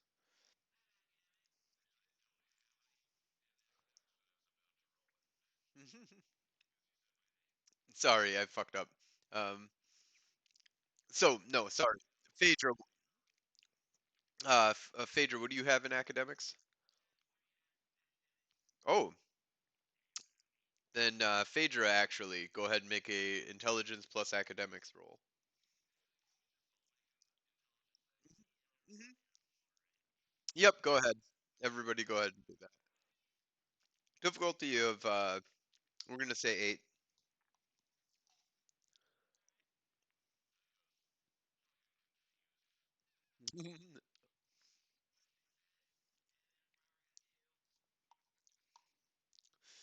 And then did you full botch? You did botch.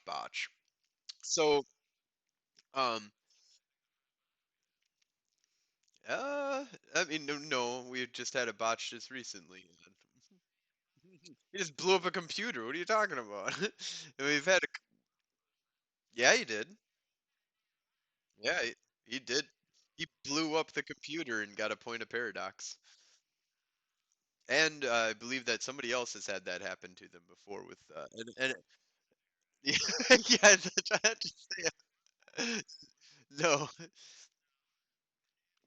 because you're not using magic. So if you had been using magic, then yes, you would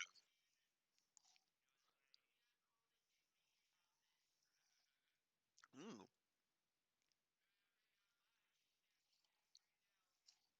Oh yeah, there was a botch.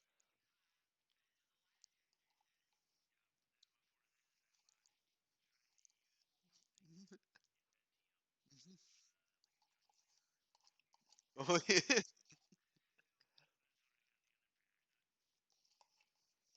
All right, um, so Taiko is gonna be the center stage of this scene here.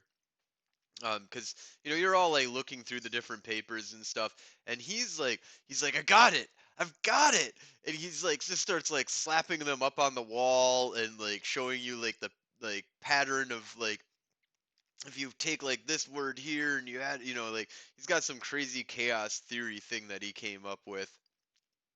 And by the end of it, he's taking you guys on a roller coaster and destroyed your entire time. Um, basically, like going down a rabbit hole at the end of it, you guys are able to look at it and go, no, that's not right.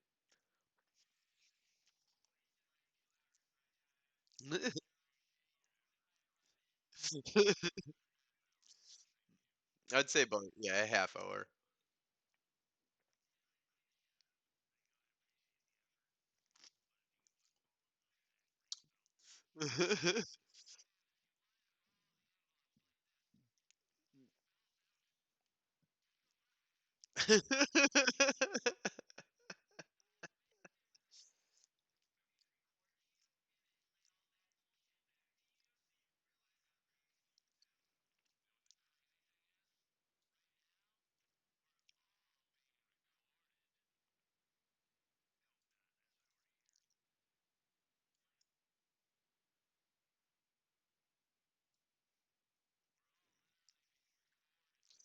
It is true. It's true. There are people listening to you everywhere you go.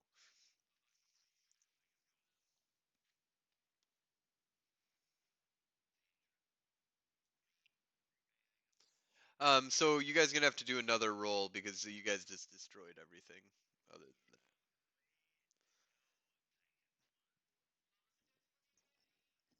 Difficulty 8. Yep. So yeah, this second one's definitely gonna be difficulty 8 for everyone. Yeah, I mean, they can tell you not to.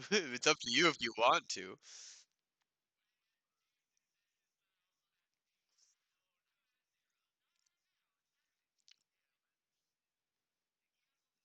No, you got three successes, and then and then two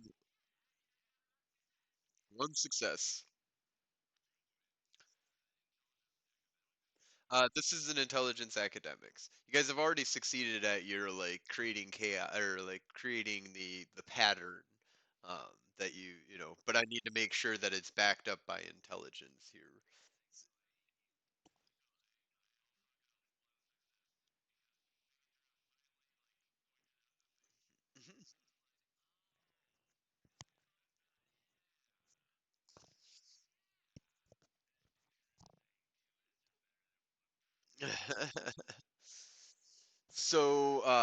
So yeah, you guys kind of line up some things here and see that they're basically you're able to find a trace of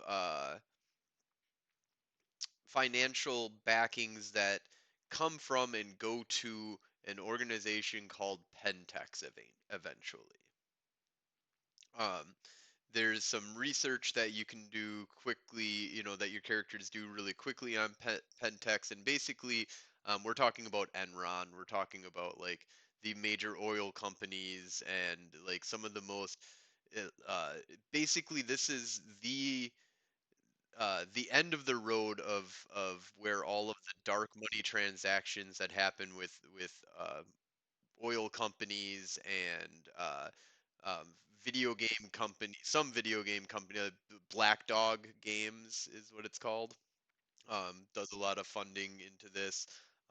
They have a bunch of different subsidiaries that they own, but the basis of this is that this is the, you know, from what you're able to figure out, is that you would say this would be basically the Nefandi headquarters of corporate espionage and corporate greed.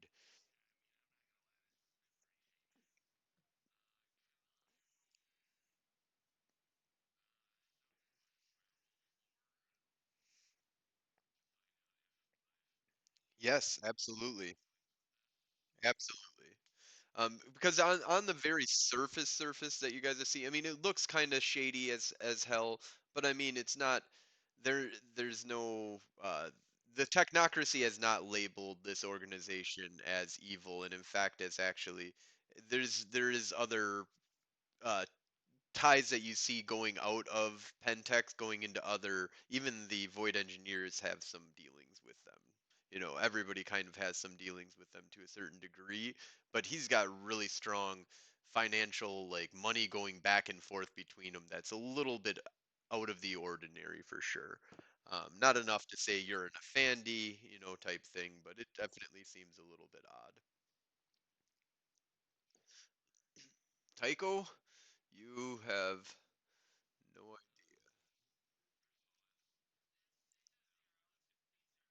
Yeah,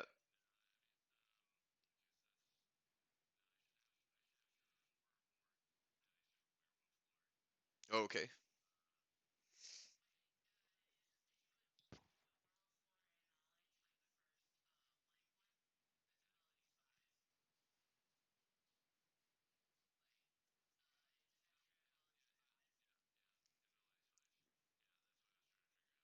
Wait, just do a whole new roll. Yep.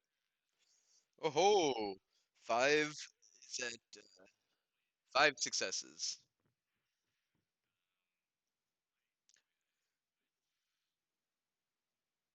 That's not enough. Yeah. Yep. Well, yeah, we're just gonna roll with that and say that's good enough. You um pen.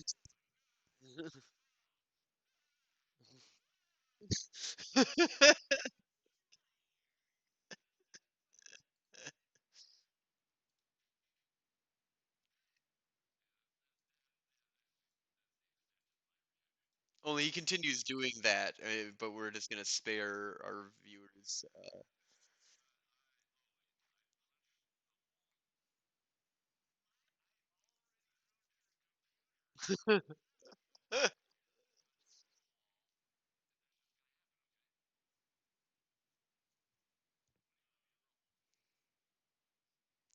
Oh, by the way, you probably know a little bit less than what you out of game. You know, I would say like he knows about 50% of your knowledge of what you know of Pentex, basically.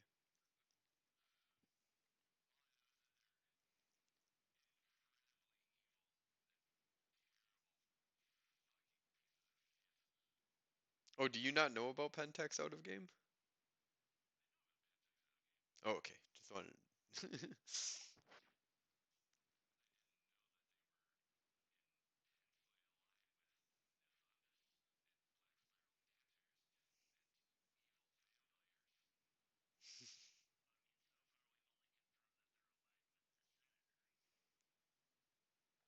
Well, that's what he's telling you with his vampire or his werewolf lore is what he's telling you that they're.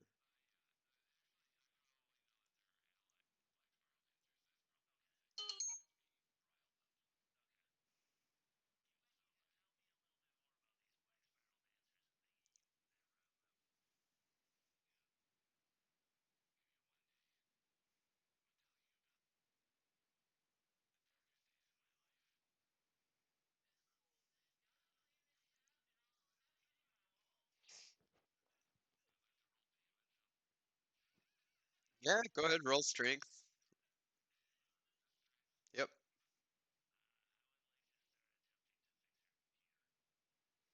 I mean, unless you're doing like a ninja, like a true punch, like, you're really readying yourself and getting into a fighting stance. One success. So yeah, you definitely put a little dent in the wall. Mhm. Roll stamina, difficulty of 6. Uh, Tycho.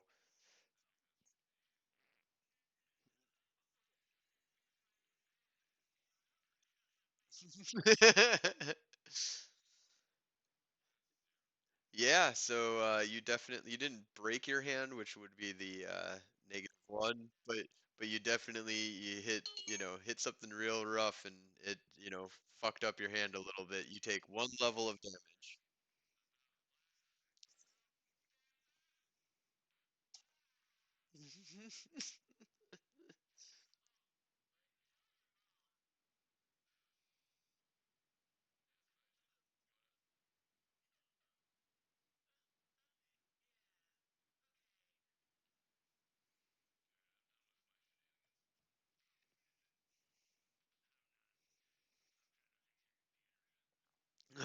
Go ahead and make a technology plus wits check.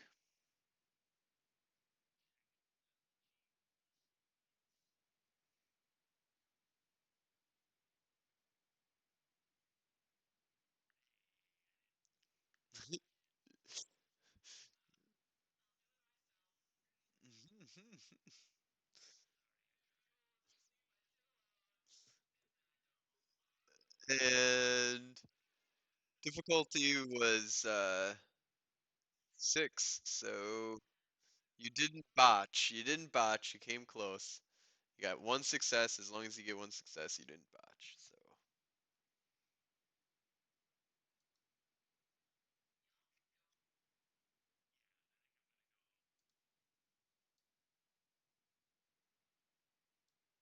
okay.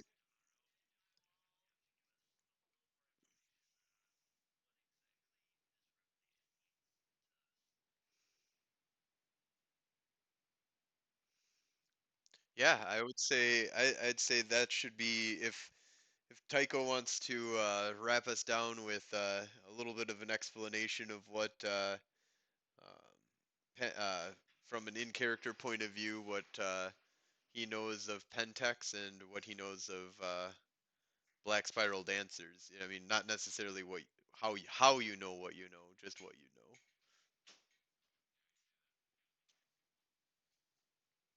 All right, go ahead.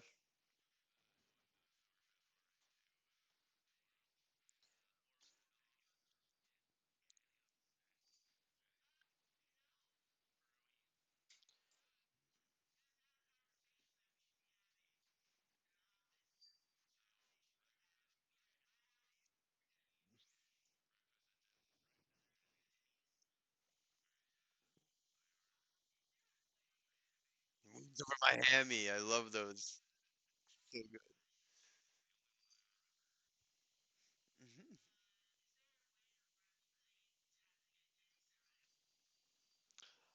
You can start researching into that.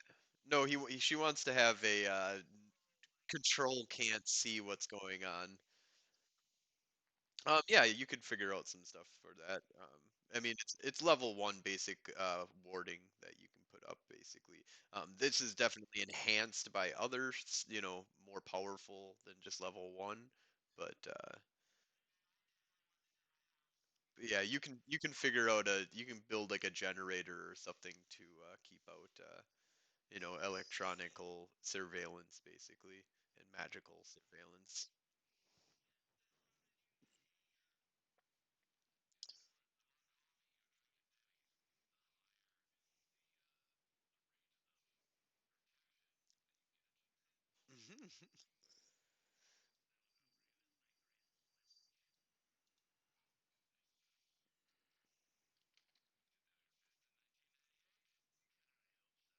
Oh, yeah. Well,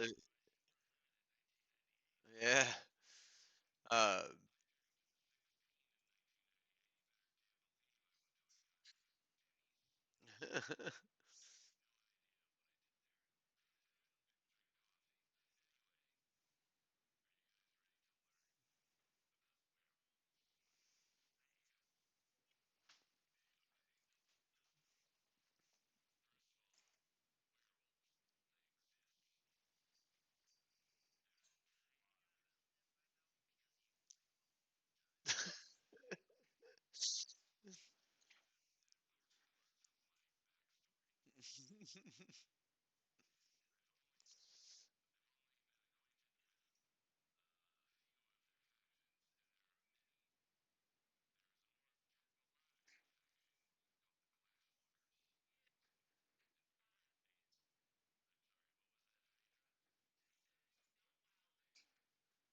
no, yeah, no, but he's explaining.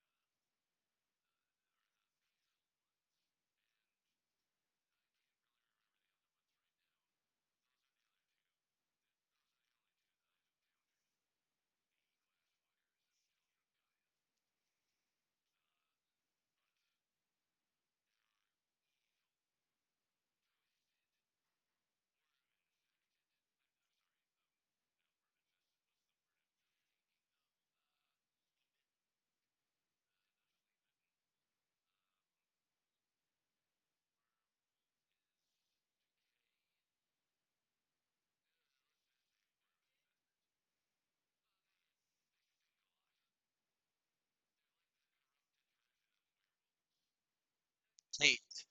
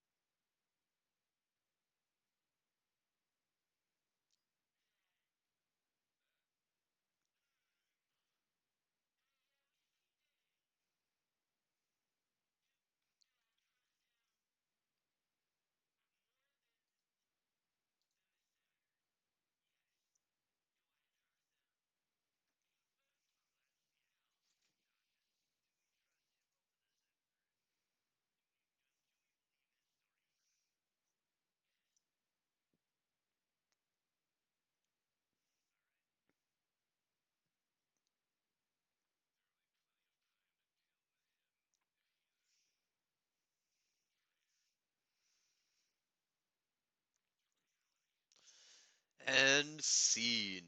So that was good little run there. So we're gonna go ahead and stop the broadcast in just a little bit here, but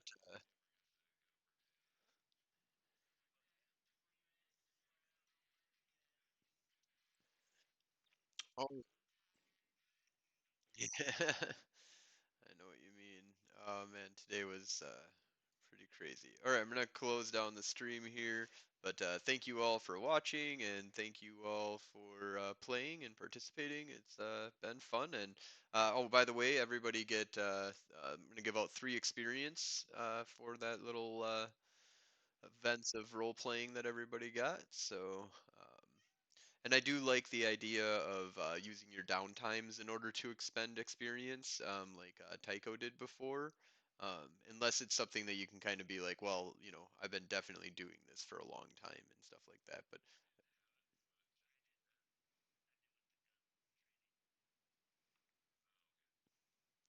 Um, but I mean, there's ways of justifying it, but that's a really good way of justifying it. I spend some time out at the gun range, on my downtime. Um, can be really good justifications, especially for level 1 type stuff, taking a day off. But, level 5, you are going to have to be like, been spending the last 4 years going to the gun range. And this is the end of year 4. I would like to get my level 5 in um, guns. Yes. But yeah, so everybody, thank you so much. And you have a good one. And ending the stream.